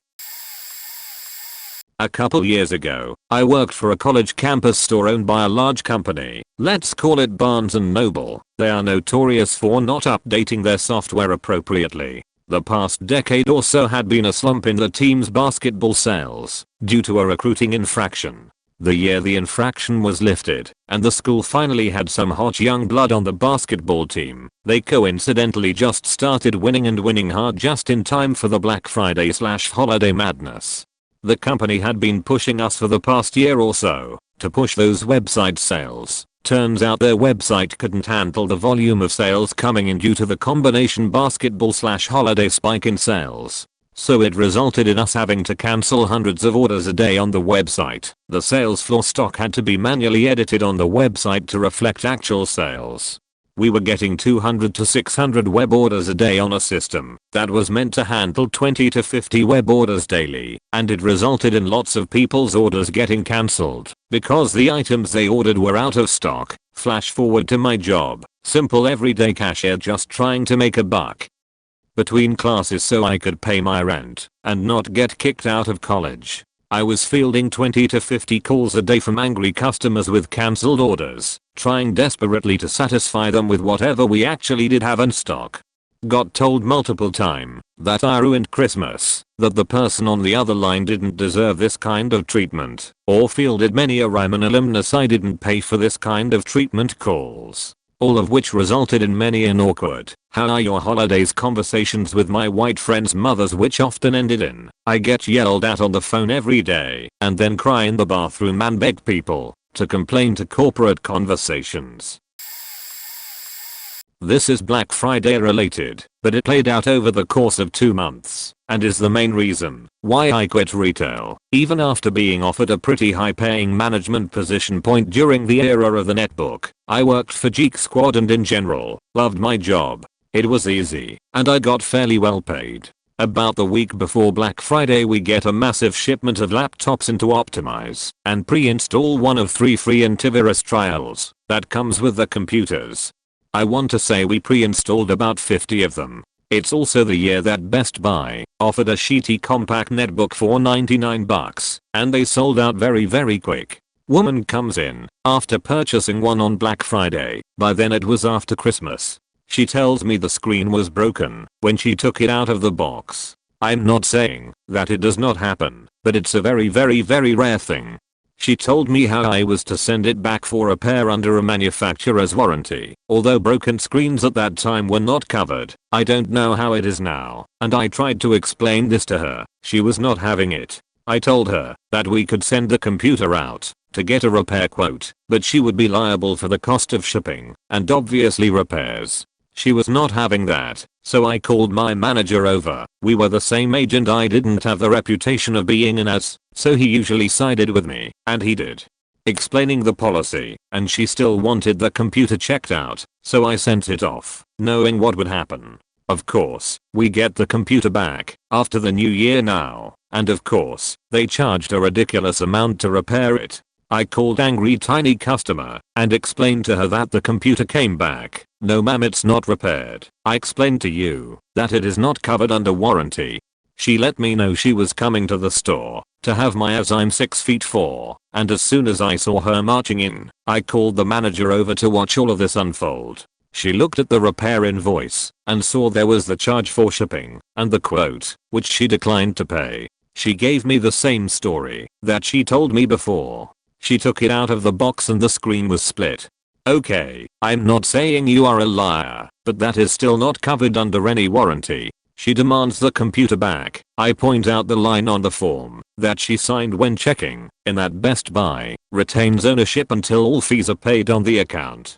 So technically, it was my computer. Why is she flipping out over $20 to ship the thing out? I don't know. So after she is cursing at me and calling me a racist, I asked her again, you said that this computer was broken when you took it out of the box, right? Yes, Mr. Trucker, what do you think I have been telling you? Okay. So I plugged it into the monitor we use for quick diagnostic checks and booted it up. It does not go into setup, it goes to the login screen that has her name right there asking for her password. She immediately shifted to wanting to return it, which was shot down. Then she tells me to keep it, which was shot down. She finally paid the 20 or so bucks for shipping, called us both assholes and walked out, called corporate and accused of both calling her the N-word and breaking her computer because she was black. My manager and I had a conference with corporate, explained the situation, and they even pulled the security camera footage to watch her flip out on me and see me just standing there with my arms crossed the whole time. Why be so shitty? I don't get it. She was obviously well off financially and just wanted what she wanted. After that, I didn't want to work there much longer. Even after being offered a pretty decent raise at another store, I ended up quitting after another incident, and the company didn't have my back as a veteran. They obviously didn't care enough to understand, and I parted ways. Not a retail worker, but a former medic that used to volunteer to work a special assignment as the dedicated unit at a local outlet mall on Black Friday because we wouldn't have to transport any patients. Another ambulance would come pick up any patients after we treated them on scene, so there would always be an ambulance there. That is, unless it was truly life-threatening, in which case I'm sure we'd transport, but that never happened. And 2, we got paid holiday pay to just hang out in the ambulance, bullshit, and watch DVDs on a tiny portable DVD player. We volunteered for this event for 4 consecutive years, my last 4 years with this division, and ran a total onto calls. In that 4 years, they both happened on my last year there, and they are starkly different. Point, we had to arrive at the outlet mall by 5:30 am, so our shift started at 0500. At about 0525 we were informed of a patient with chest pain several blocks from the outlet in a residential area. My initial thought was, this is bullshit. We are covering the outlet. We are a dedicated unit. This shouldn't be our call. My second thought was, we are closest, and if this is a serious call, I guess it's good we were close. We arrive and find a Nation family, father, mother, and 3 daughters sitting in a minivan with the father complaining of chest pain. As soon as I opened my door, I could hear all 4 women yelling at him because he was going to ruin the best shopping day of the year for them. Turns out it should have been my call after all, since it was outlet related. I approached the man and, after introducing myself, started to perform an assessment when suddenly he gently pushed my hands away from him and said, "I'm fine, I'll take them shopping." When you've worked in this field, you can usually tell if someone is seriously sick just by looking at them. This man was pale, cool to the touch, and diaphoretic, sweaty, the holy trinity of skin signs that someone is in distress. I informed him that he should really go, and that if he doesn't receive immediate treatment he may die. Point, this man looked me directly in my eyes, and with a look that only a man-to-man gaze can communicate, he said, "If I go, I'm dead to them anyway."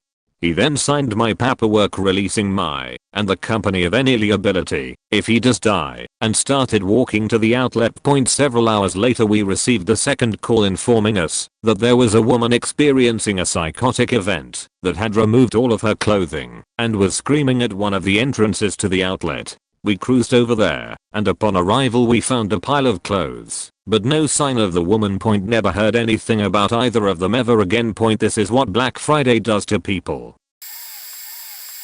Working at Victoria's Secret, we always get some crowd of douchebags who seem to think it's funny and original to come into our place of business and hit on every employee in the store. Of course, we can't escape it because we're at work, but they usually get very sarcastic, very annoyed responses from us. This year, however, we had a man who came in and took creepiness to a whole new level.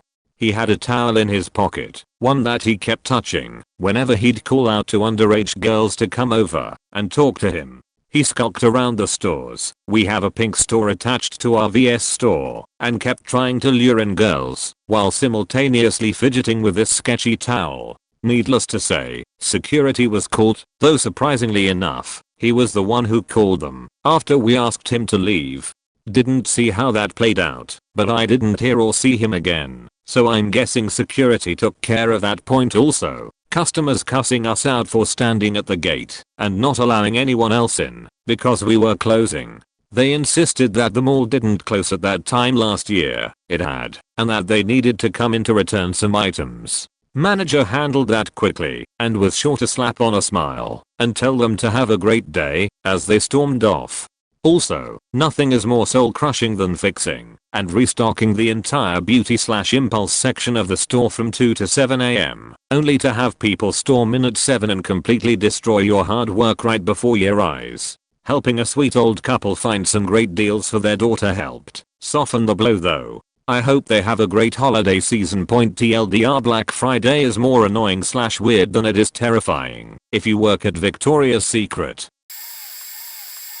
I sold shoes for a while. On Black Friday we had to set up boxes outside in the department of boots. Well, the day comes and I show up and one other employee for our department. We were supposed to have a third guy, but for some reason he was late and the managers didn't care. Turns out everyone wanted boots. They opened the door and people came pouring in, running up the down escalator, tripping over each other and just ripping into the boots like animals, like literally tearing boxes open, trying them on, then trying to get me to ring it up without a box because they destroyed it. It was just awful. Boots all over the ground, boxes all over the ground.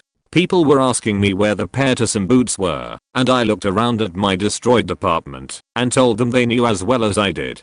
I stopped even helping people halfway through. There was no point anymore because there was nothing I could do for them. Also, fuck them. They did this to themselves. I had some people trying to do returns that day. I have no clue why.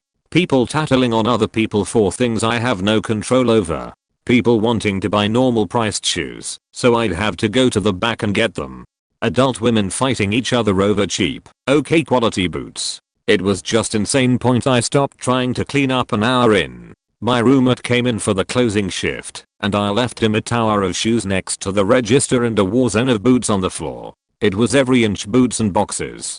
I stopped at the liquor store on my way home and bought my roommate a case of his favorite beer. I knew he'd be cleaning that sheet up for hours. He got home pissed off, and they never even finished cleaning up after 3 or so hours of trying. I showed him the beer. We sat in our recliners and just relaxed and forgot about the day. I hate Black Friday. I don't miss retail. I was scheduled alone in my electronics department where I worked from 6:30 AM to 3 PM. Not sure why this was the case, but imagine the fear that struck me as I noticed I was alone in my department. Keep in mind, at the retailer I work at, the best deals we had were all in my departments and the one right across the aisle.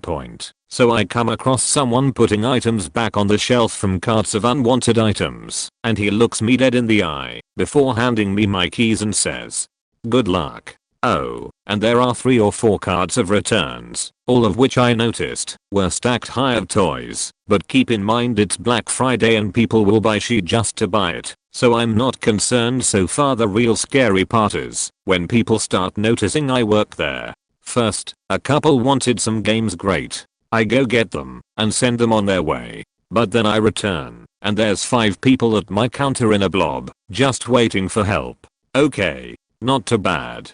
One is asking for games, one wants to know where something is, the others want an out of stock item, and I have to explain individually that the thing they want sold out last night and no, I'm not keeping any for other customers. And there isn't any in the back point, so I get through that. And then there's a call over the walkie to go to the headphones aisle point. When I arrive, 3 customers want the same thing. But the catch is, they're all pissed off because they've been waiting so long. Even though I know there was no call over the walkie prior, none of these customers came to my counter for help, and they didn't push the call for assistance button to make me run over and hit it before it negatively impacts some score on my store's performance report. There's a girl looking extremely bewildered and fumbling with keys at the case. She immediately looks relieved when I get there. However, I'm sure that I'm just additional fodder for the customers. I need these Beats headphones, but the case isn't opening, so I crouch down, never having opened a keyed case from here in the 3 weeks I've worked at this store, and I'm jiggling the key trying to get it as 5 customers stare at me. Point, it's not budging. Point, the other girl goes off and gets pulled away by another customer.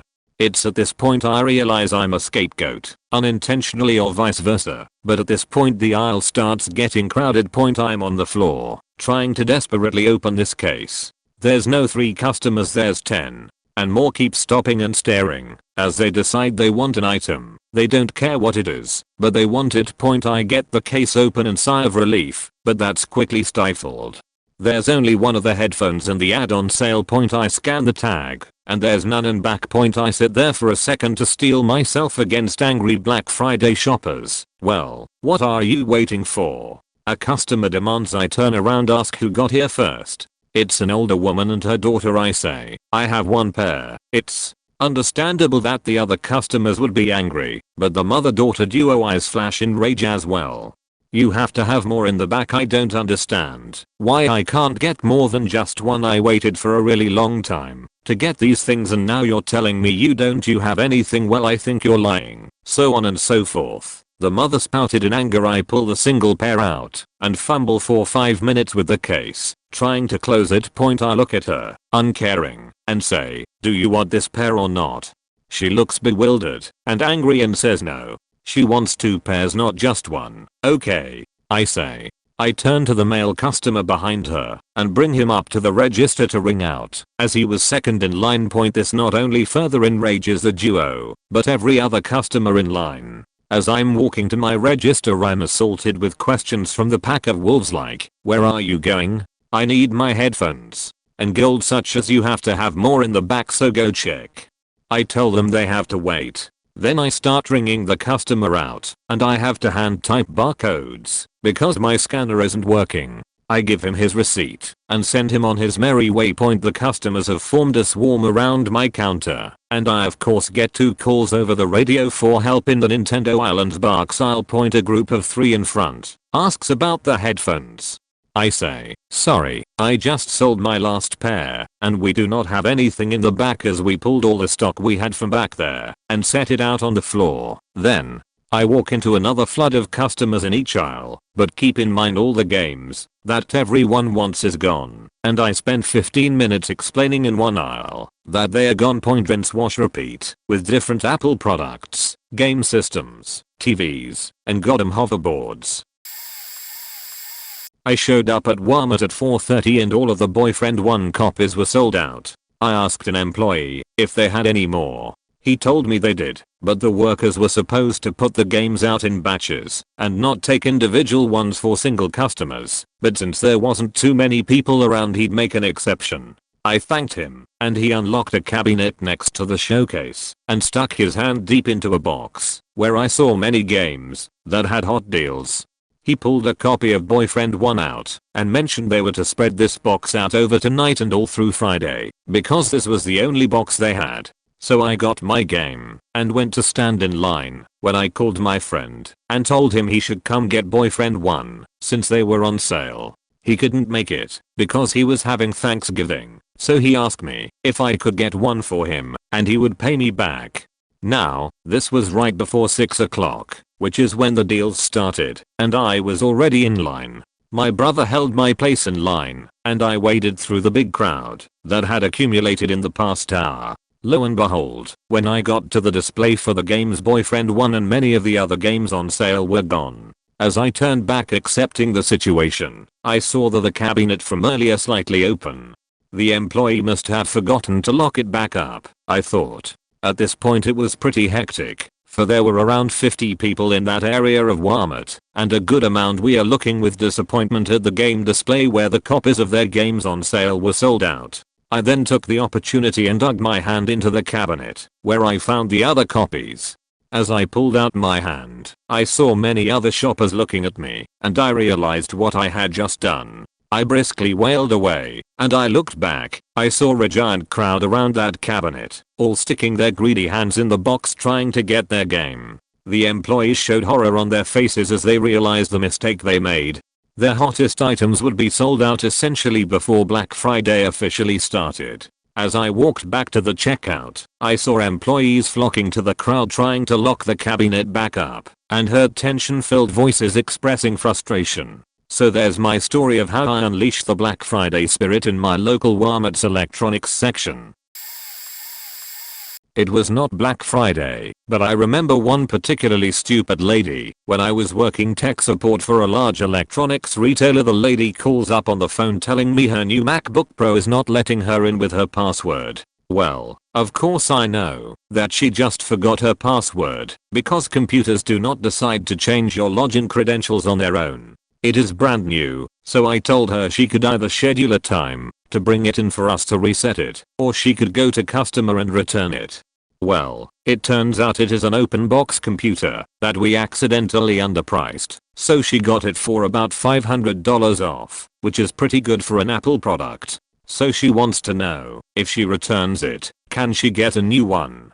I tell her of course, you can get your money back and apply it towards the cost of a new MacBook Pro. Then she starts saying that she should get a brand new one for the same price because the one we sold her is broken.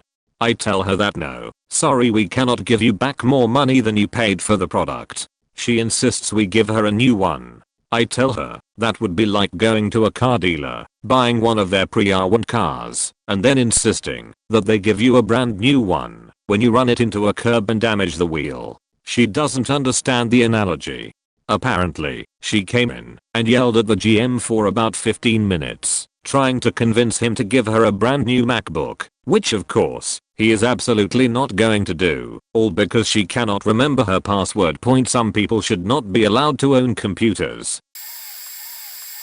It was late in the day, most people had gone through for the season. We had a register system that didn't combine items unless you did so manually. Example, brand A cat food, $1, $1 point brand A cat food, $1, $1 point brand A cat food, $1, $1 point brand B cat food, $3, $1, $3.00. We were running a sale on canned cheap cat food for like $0.50 per can. Receipts were coming out 3 to 4 feet long. No matter, we had lots of register paper.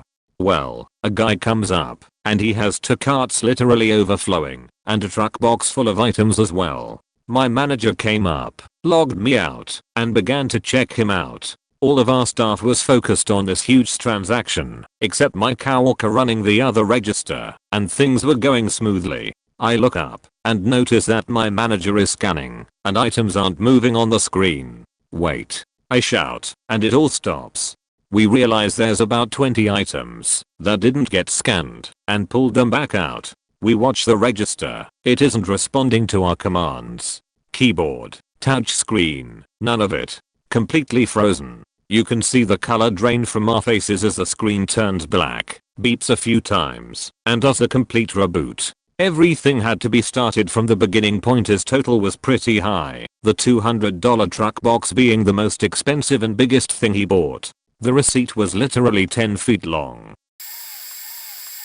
Alternate account because this happened today. It's not the kind of horror story you expected when you made this thread. I can't reveal many details about where I live and what store, but I work for a big chain convenience store. I was working as a cashier today, and I had the standard Black Friday customers, most of them just trying to exploit our deals. One man came in around early afternoon. He wore a cowboy hat with a pin depicting two sabers crossing. He donned a handlebar mustache and had words tattooed on both his hands. In passing I noticed the letters UCK on one hand, so there are only so many words it could have been. He carried a black fake leather binder, the low quality kind that we sell, as the plastic was peeling revealing the frayed cardboard.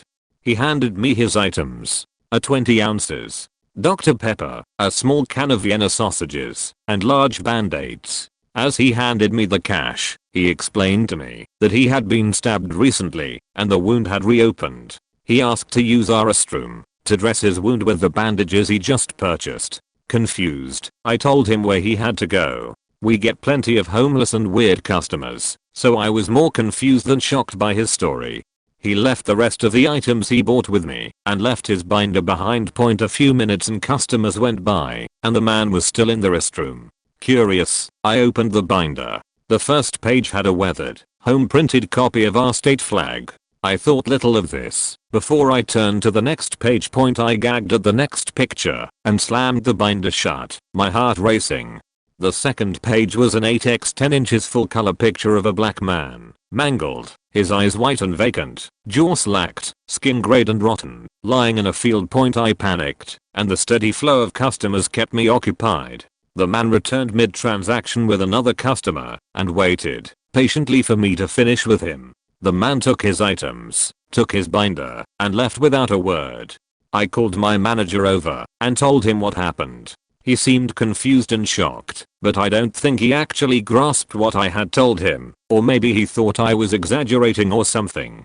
Before we could look at the security footage, someone ran out with some liquor, and my manager immediately shifted gears to check the cameras and phone the police for that purpose.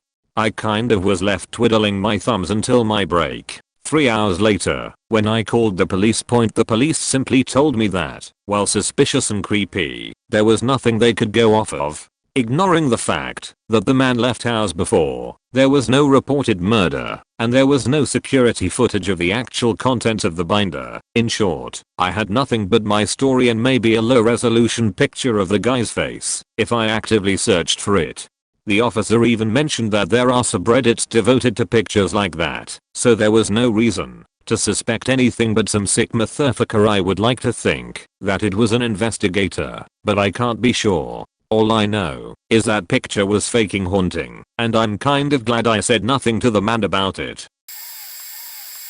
Oh boy, do I have a story for you. So I work at Walmart in the pick up today department, and we had some real shit go down yesterday. I came in later and walked into complete chaos, multiple lines out the door, just for my department, which is usually pretty calm. Over 100 orders in total for random Black Friday orders, items that were made at like 10 or 11 am and due for pickup before I came in. All of these deals that people made were all sold out, and we were too busy to even spare anyone to try to look for anything between people picking up orders that were done, coming in to question us about the weight, and people putting Black Friday items on layaway at the sale price, which I think defeats the purpose of the 1-2-day sales and complete and utter bullshit. Nasty, rude, and just plain stupid people cluttered the store. Everyone gave dirty looks, and we are just in bad moods, like I and the other workers made them come here, and that it's my fault everything was sold out. One guy even ended up hitting me in the face with a TV due to his rushing and stupidity. Another customer called and complained to me about their order not being ready, and that I had no compassion, that they live an hour away. Which, now thinking about it, doesn't make sense, since they cold ordered at a closer store or just have came in person and bought the item. That is what really set me off. Do people really think, by ordering pickup today Black Friday sales items, that they could get the items that people had waited hours for that easily? I have never seen this amount of activity anywhere on Black Friday. Corporate should have limited the amount of orders or some kind of regulation, but I'm not even sure it would fixed anything. The one good thing was that the management didn't come down on us due to the fact that no one told them about the online pickup traffic coming in, nor was there any solution or people to spare to assist us. This is not mine, but my cousin, who is some sort of manager at the Target on my side of town. I shared some BS I tried on the price matching issue the stores had from Amazon a year or so ago, and she immediately started huffing and puffing. I thought she was getting all high and mighty on my long shot attempt to get one of these scams, and she said she had someone try some shit worse than I did. For those who don't remember, stores would price match Amazon, but there were some issues with people putting up their own Amazon fake sales, screenshotting said sale, and then getting the real store to price match the sale. Her story goes, some dweeby little kids came in and asked to buy several PS4s. Their guys in app, I think that's it, already had them flagged for shoplifting as one of them had tried to take CDs before, I believe. In the middle of all the Black Friday hoopla, these kids are asking for a price match. While everyone else is going for the doorbusters, these 3 kids finally get someone alone and say they want to buy all the remaining PS4s in their store, including the doorbusters. They had no interest in the deals. No one at Target had been up to date on this. So the kids get all of these lined up and taken out of their cases / back, and when time comes they go through the whole scam with these people. My cousin gets called over and the chaos gets worse. Whoever is higher than her comes over, gets involved, and he finally approves the sale of 7 or more PS4s. The kid whips out his card, not a shot in hell either of these 3 male teens or some woman named Olivia Point. Apparently the twerps whined and moaned for an hour and refused to leave the store. My cousin said she was panicky, refusing to price match anything else in the store, and thankful they didn't get it again. EB Games in 2001. It was a horrible year. Why, you may ask? Because at this time we were being pushed so hard for trades. Take trades, sell trades, make trades happen. This also paralleled the release of GTA 3. So here we are on Black Friday and people are going nuts. This guy comes in, and he had a bag that was huge. It was bigly. Anyway, dude is smiling from ear to ear, and he's thinking he's going to take us for all we are worth. You see, he wants to get a PS2 and a copy of GTA 3, and Madden 2002 and some other crap. Throw in some memory cards. Kids back then you had to save to a memory card, and some wildcat third-party knockoff controllers to boot. But to counteract this bill that's looking to be pushing $500 plus, he's going to make a trade-in point PlayStation 1 and a ton of games. But the problem was that a lot of games trade-in value were crap. You see, the majority of people understand that a copy of Madden 2001 a year later, a time before online roster updates, was now worthless. It was literally worth $0.99. That treasured copy of Final Fantasy VII. Yep, you'll get $1 or 2.0 after bringing up all the trades and getting the purchase fired up and getting him to buy our insurance policy on the system. I know, I'm worse than Hitler. But $20 is $20. He winds up owing $400 plus dollars. That grand plan saved the guy $30-40 tops. Blood starts shooting out of his eyes, his ears, wherever. Demands to speak to the manager. Yelling, making a scene. I worked 2 more Black Fridays at EB Games and they were just as bad. I work for my country's largest musical instrument retailer, a center for guitars. If you will point, this happened earlier yesterday. I was fortunate enough to work open to noon, so this didn't have the chance to wear on me too badly. We have special snowflake guitar buyers. They're guys that are well off, like guitars, and are willing to buy them with little convincing. They also are most of the time the rudest, most oblivious people on the face of the earth. I mean, it's to the point that they will try and engage you in conversation about the subtle differences in tuning pegs on a $10,000 Martin or Gibson acoustic, while you're very obviously trying to help other people in the store. Today, we had a special snowflake blow in the door this year. Black Friday seemed to be slightly busier than a normal Saturday, our busiest day of the week. Not slammed, but not at all quiet. Naturally, our store is filled with parents buying Christmas gifts, players getting deals on Fenders, etc. And our acoustic room is filled to the brim with people trying out acoustic guitars. Mr.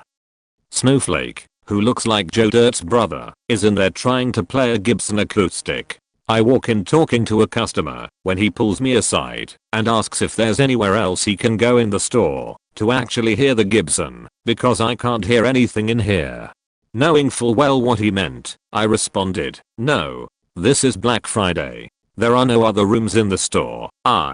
tuned him out at that point, but continued to passively listen as he basically ignored what I had said and asked me to clear out and quiet down a section of the store for him. He also rambled on about how the guitar had buckle rash on the back, how important he was as a customer, and basically knowingly presented me with a situation where he was an important buyer who would rather spend his money elsewhere, tax-free. Eventually, I just walked off point. If I didn't need my job, I would've told him to take a hike, and that he was wasting my time. Point retail workers have read it. The customer needs you more than you need them. Remember that. It is your power. I was working a list at a Circuit City, was typically customer service, but there was no chance we were returning anything on Black Friday, and there were plenty of managers on hand for upset customers, and apparently some idiot ran into a transformer nearby and took out the power to the whole retail block. Everyone who had items they wanted to purchase, several hundred people, had to just sit down and chill out for around an hour and a half while we waited for the power to return. The funny part to me was how many people asked me, often in a very pissy, exasperated tone, "When's the power coming back on?" Mind you, I was working at an isolated register, hadn't left or been visited by any other employees as I was surrounded by customers, and the people asking had been standing/sitting next to me the entire time. I understand I was wearing a uniform, but come on people, muster up a little common sense. Also, I had a bin beneath my counter where I kept things that people had decided they didn't want to buy. One of the hot items that year was USB scan drives for like $5. I had someone spot a few in my bin and asked if they could have them, so I looked down to grab a couple and came back up to around 10 hands outstretched. I was really worried there was going to be an issue over who asked first. I just said sorry but someone's going to be upset, no matter what I do, and quickly shoved the drives into random hands. Luckily no one gave me a hard time or fought with each other. I'm very glad I don't have to work that 4 AM to midnight shift ever again, and I have nothing but sympathy and respect for all of you still working in the trenches of retail. Stay safe out there this week. Edit. Yes, I really intended to write 4 AM to midnight, 0400. 2400. It was a 20-hour day, and it sucked. One of the stupid policies at Circuit City was that customer service associates, not managers, were charged with counting the money at the end of the day, every day, all year. Unfortunately, because of the volume on Black Friday, the registers had to be cashed out several times that day, and then all of it tabulated at the end of the night, and it required all of us to do it, or else one guy would be stuck counting bills until well into the next day. In high school I worked at a JCPenney. It was my first job and I'd only been there a few months, so when I clocked in and walked out onto the floor to find that every pathway and walking area was just a line. Every single area was just clothes thrown everywhere, and I'm fairly sure 2 women were fighting over some sort of toaster oven in the home department. I was pretty scared. Although it was the rudest customers had been all year, and I was about 95% sure I was going to die, my 12+ hour shift went by very quickly, and I thankfully did not have the closing shift, where I was the one cleaning everything up.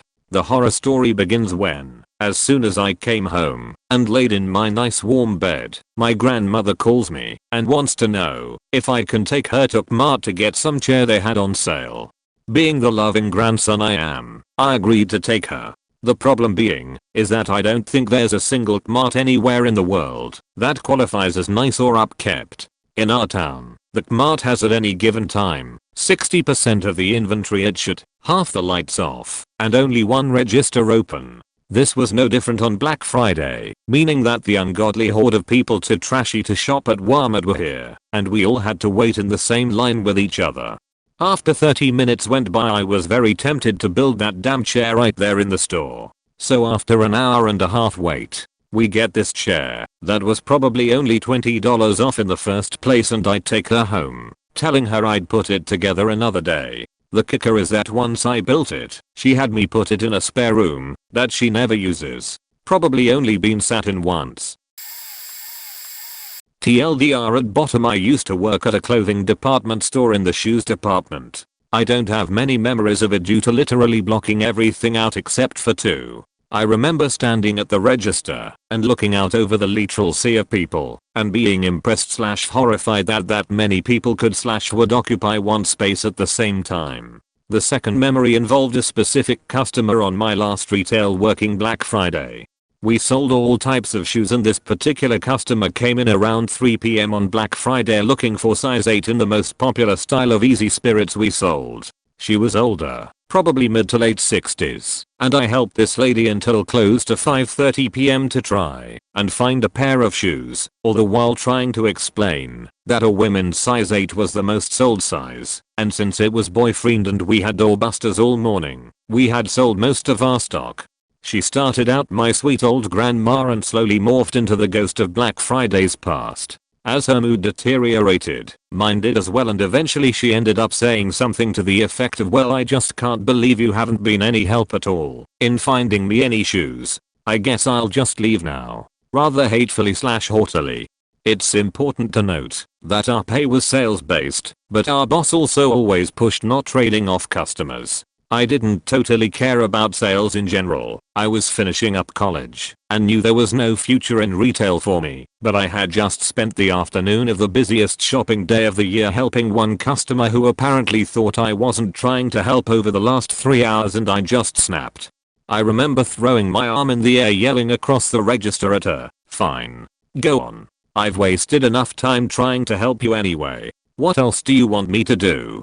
Do you want me to go to the stock room and make you a pair of shoes? You come in on the afternoon looking for a size 8 and you're stupid enough to think we are going to have anything left." That probably wasn't verbatim, but it was the gist of it. She stood there, mouth agape.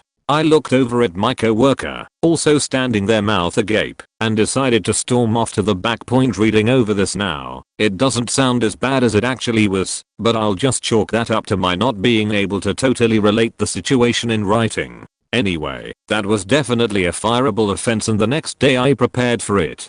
My manager asked me about the situation and I owned up to it. Instead of firing me, they asked if I would prefer to work in the stock room from then on, which I happily accepted. TLDR, I worked boyfriend, helped a sweet old lady who wasn't for 3 hours. She yelled at me, I yelled at her, got pulled to work in the stock room. It ended better than expected. I still hate Black Fridays.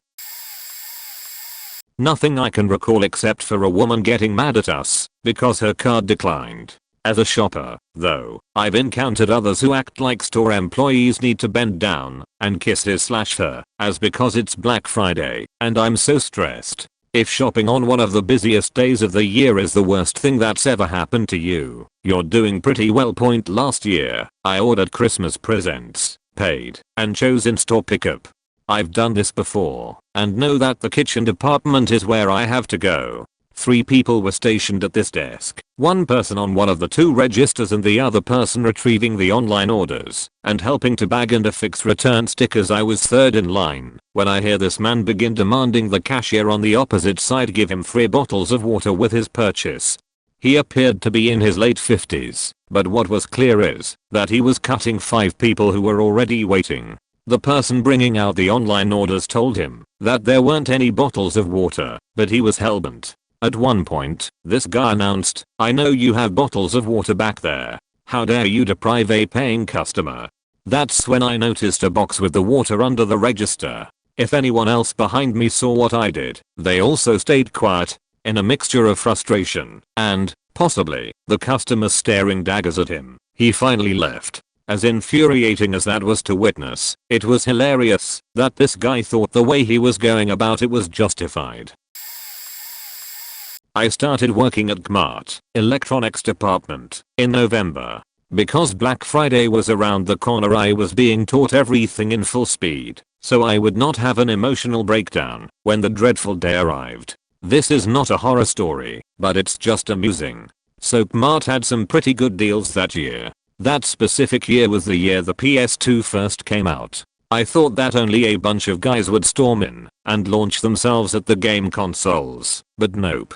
All of a sudden a crowd of old ladies and I'm guessing mums start bolting towards the PS2s. We had a total of 10. I, being a 4'11", 16-year-old who had just started working at Kmart, became terrified. I'm not completely sure how this happened, but all of a sudden I just saw people falling and then people jumping/running over them. You know that scene in World War Z where all the zombies are trying to get into that one city that has a huge wall around it and they climb on top of each other to get inside? Yeah, it was like that. So the old ladies and mums finally arrived to the PS2S. They begin grappling, pulling hair, scratching, kicking, just a full-on MMA orgy. As these ladies are fighting, I look to my left and there's a damn grandpa just crawling around trying to get to the display. He slowly grabs the top of the counter, lifts himself up, grabs a PS2, goes back on all fours, and disappears into the crowd.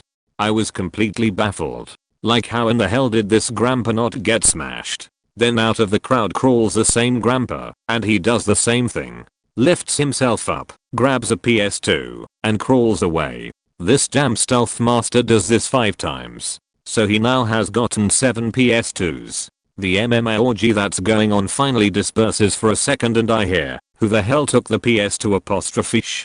Some other lady yells, "Wait, how are there only 3? Weren't there more?" A lady then gets in my face and says, "Hey, little girl, where are you hiding all them PS2s? Huh?" I look at her and just blurt the truth. An 80-year-old grandpa has been crawling back and forth and taking a PS2s while you guys were fighting. After that there was just silence and then the fighting resumed. I worked at Kmart for a total of 20 days. I quit the next day.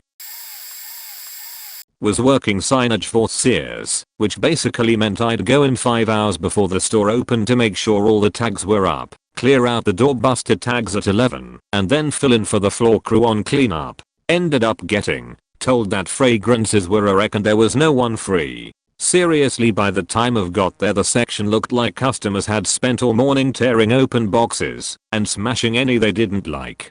I found at least 4 fully smashed containers, plus just a smear of random sprays on every shelf with multiple half-empty containers people used when the samples ran out. I get horrible allergies to most of that shit, so it was basically a nightmare duty for me. But being Sears, if you don't have a doctor's note promising you'll die within 5 minutes, it's tough it is anyways. As I'm cleaning this mess up, some late middle-aged lady, 55-65, comes up asking about all the specials and which fragrance is best for her husband.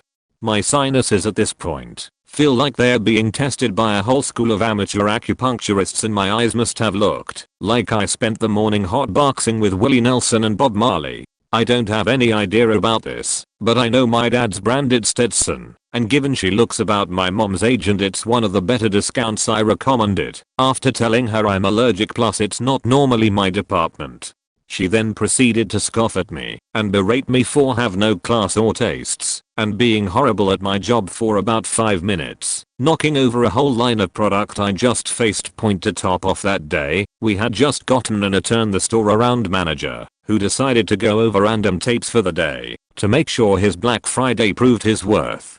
I got written up for not having a tucked in shirt at 4 AM. 4 hours, maybe 2. I think that year they had some crazy 6:30 opening before the store was open, while on a ladder hanging ceiling signs TLDR FAQ Black Friday and FAQ Sears more. I won't ever be a part of that madness having been on the other end. The store I was working for at the time was a rather small place with already too few employees for our normal workload, never mind trying to handle things like Black Friday. Every employee was always scheduled on Black Friday. Therefore they had a zero tolerance policy for Black Friday callouts, regardless of reason or position. If you didn't work your shift that day, you were fired. I had sat out most of my family's Thanksgiving dinner because I hadn't been feeling well. I did my best to relax and allow myself to heal, but it was no use. I woke up Black Friday morning with a fever around 102, 103.f, nausea, vomiting, throat pain, lost voice, and sinus congestion. Dragged myself to work anyway. Brought 2 3-pound cases of my handmade peanut butter and chocolate layered fudge, leaving one on the break room table for employees to have.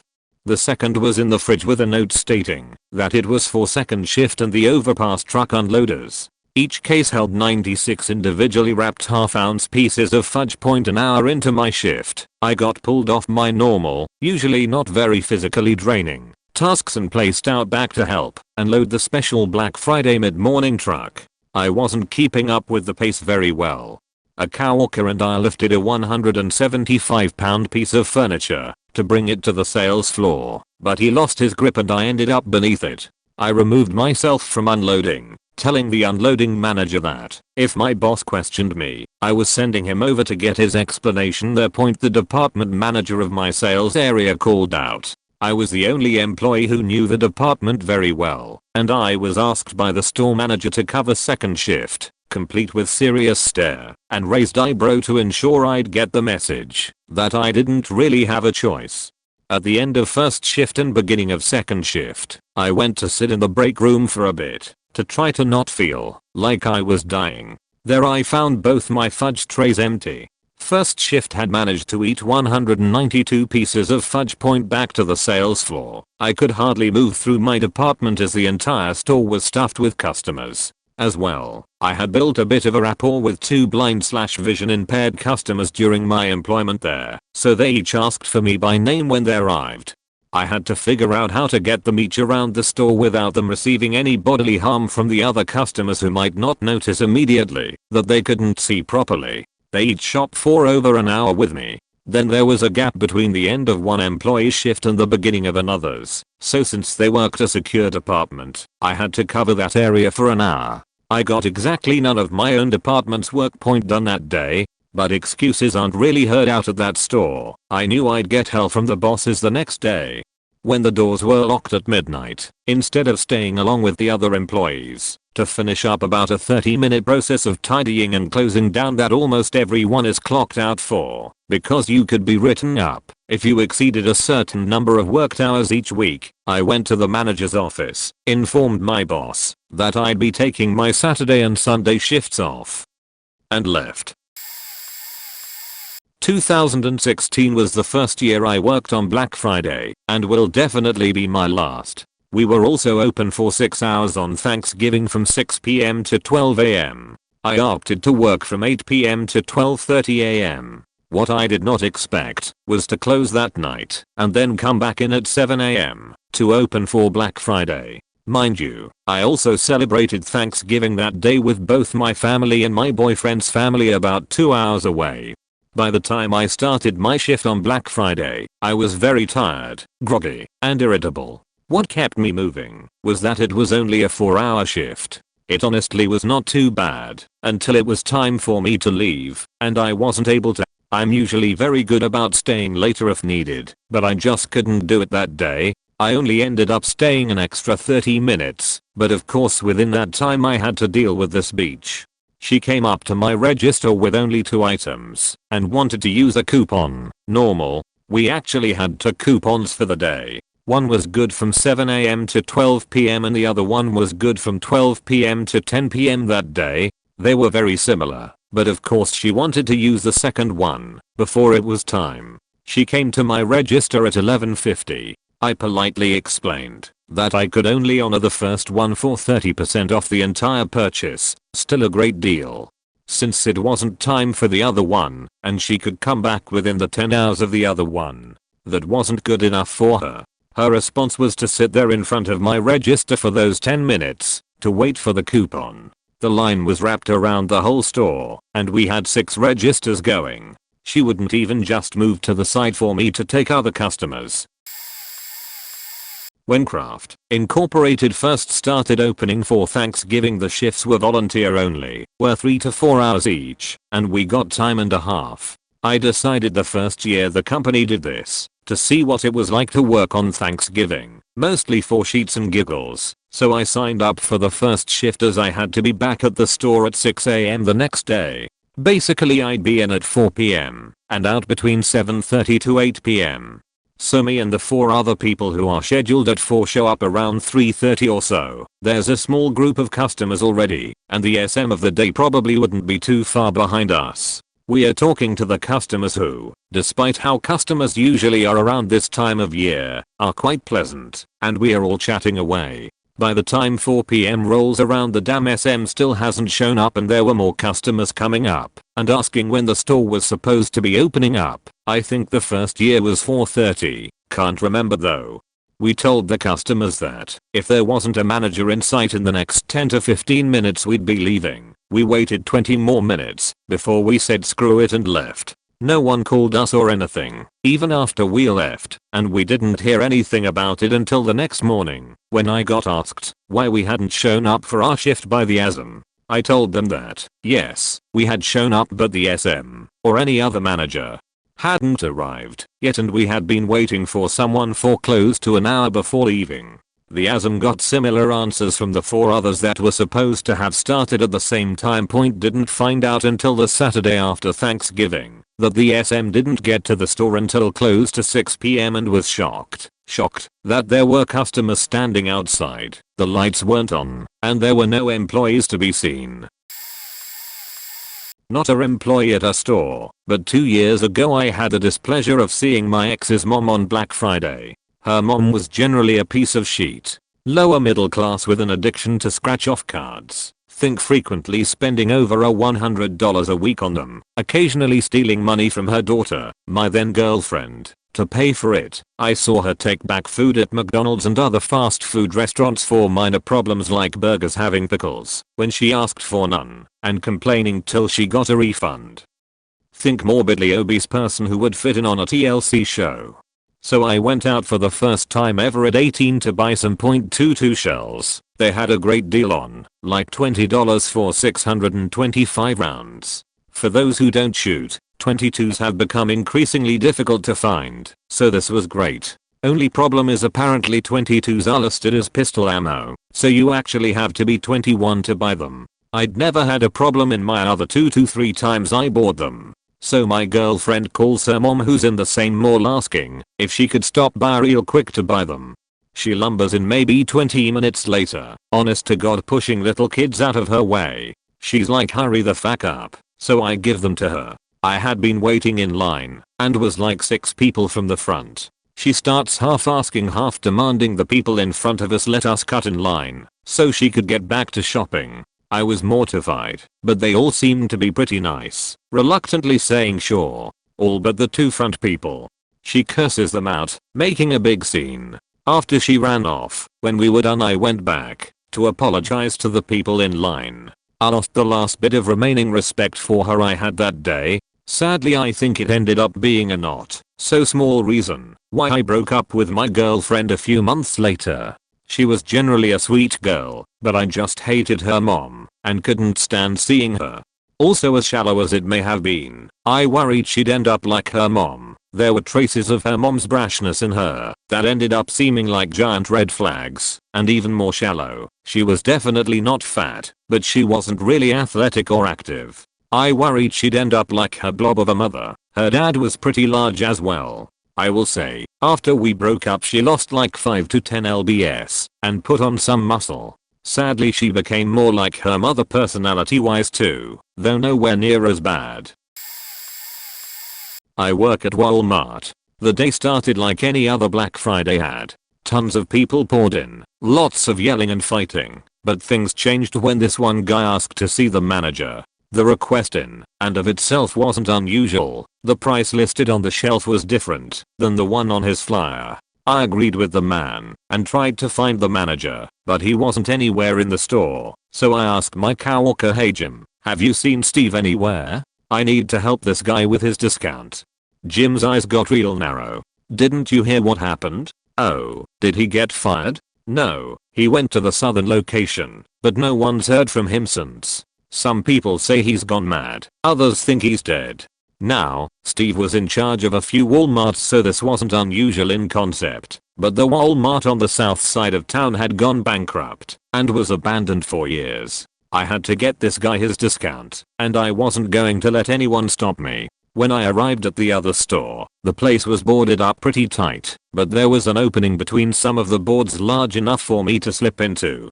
The inside was completely dark. It was just me, the sales flyer, and the meager light my iPhone could provide. I worked my way into the heart of darkness, passing aisle after aisle of empty shelves and abandoned merchandise. I reached what I think used to be the Nerf gun aisle, when I stopped dead in my tracks.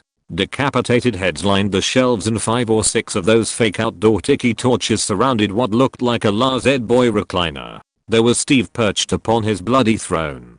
"So you finally found me," he began. "I remember, I used to be a floor walker like you, dealing with the Black Friday rush. It seems like it was 1,000 centuries ago, but I remember. It was my first Black Friday, and in those days we still listened to music on CD. The new Smash Mouth album was the hot deal of the day. The crowds rushed in, but they were vicious. One man reached out to get the CD, but another pulled out a cleaver and hacked off the first man's arms so that he could get it. Everyone slaughtered each other all so they could get the best deal. There it was, just a pile of hacked arms and limbs all so they could get the best deal. And that's when I was realized, like I was shot in the forehead with a diamond bullet. These were the truly strong. Their willpower to get the best deal was complete, genuine, pure. They fought with their hearts, had families who relied on them to get that CD, and they had the strength to do what needed to be done. That's when I realized that's what I needed to be. I needed to be strong. A survivor. So I did what I had to do. I took this place for myself, and now all of the deals are mine. An entire Walmart of deals, and it's all mine, because I was strong. I survived. I studied this man in raw contemplation. Slowly, I held up the flyer, said, "Yo, are you gonna sit there all day, or are you gonna help me price check this PS4? I've got a guy who really wants that Uncharted bundle."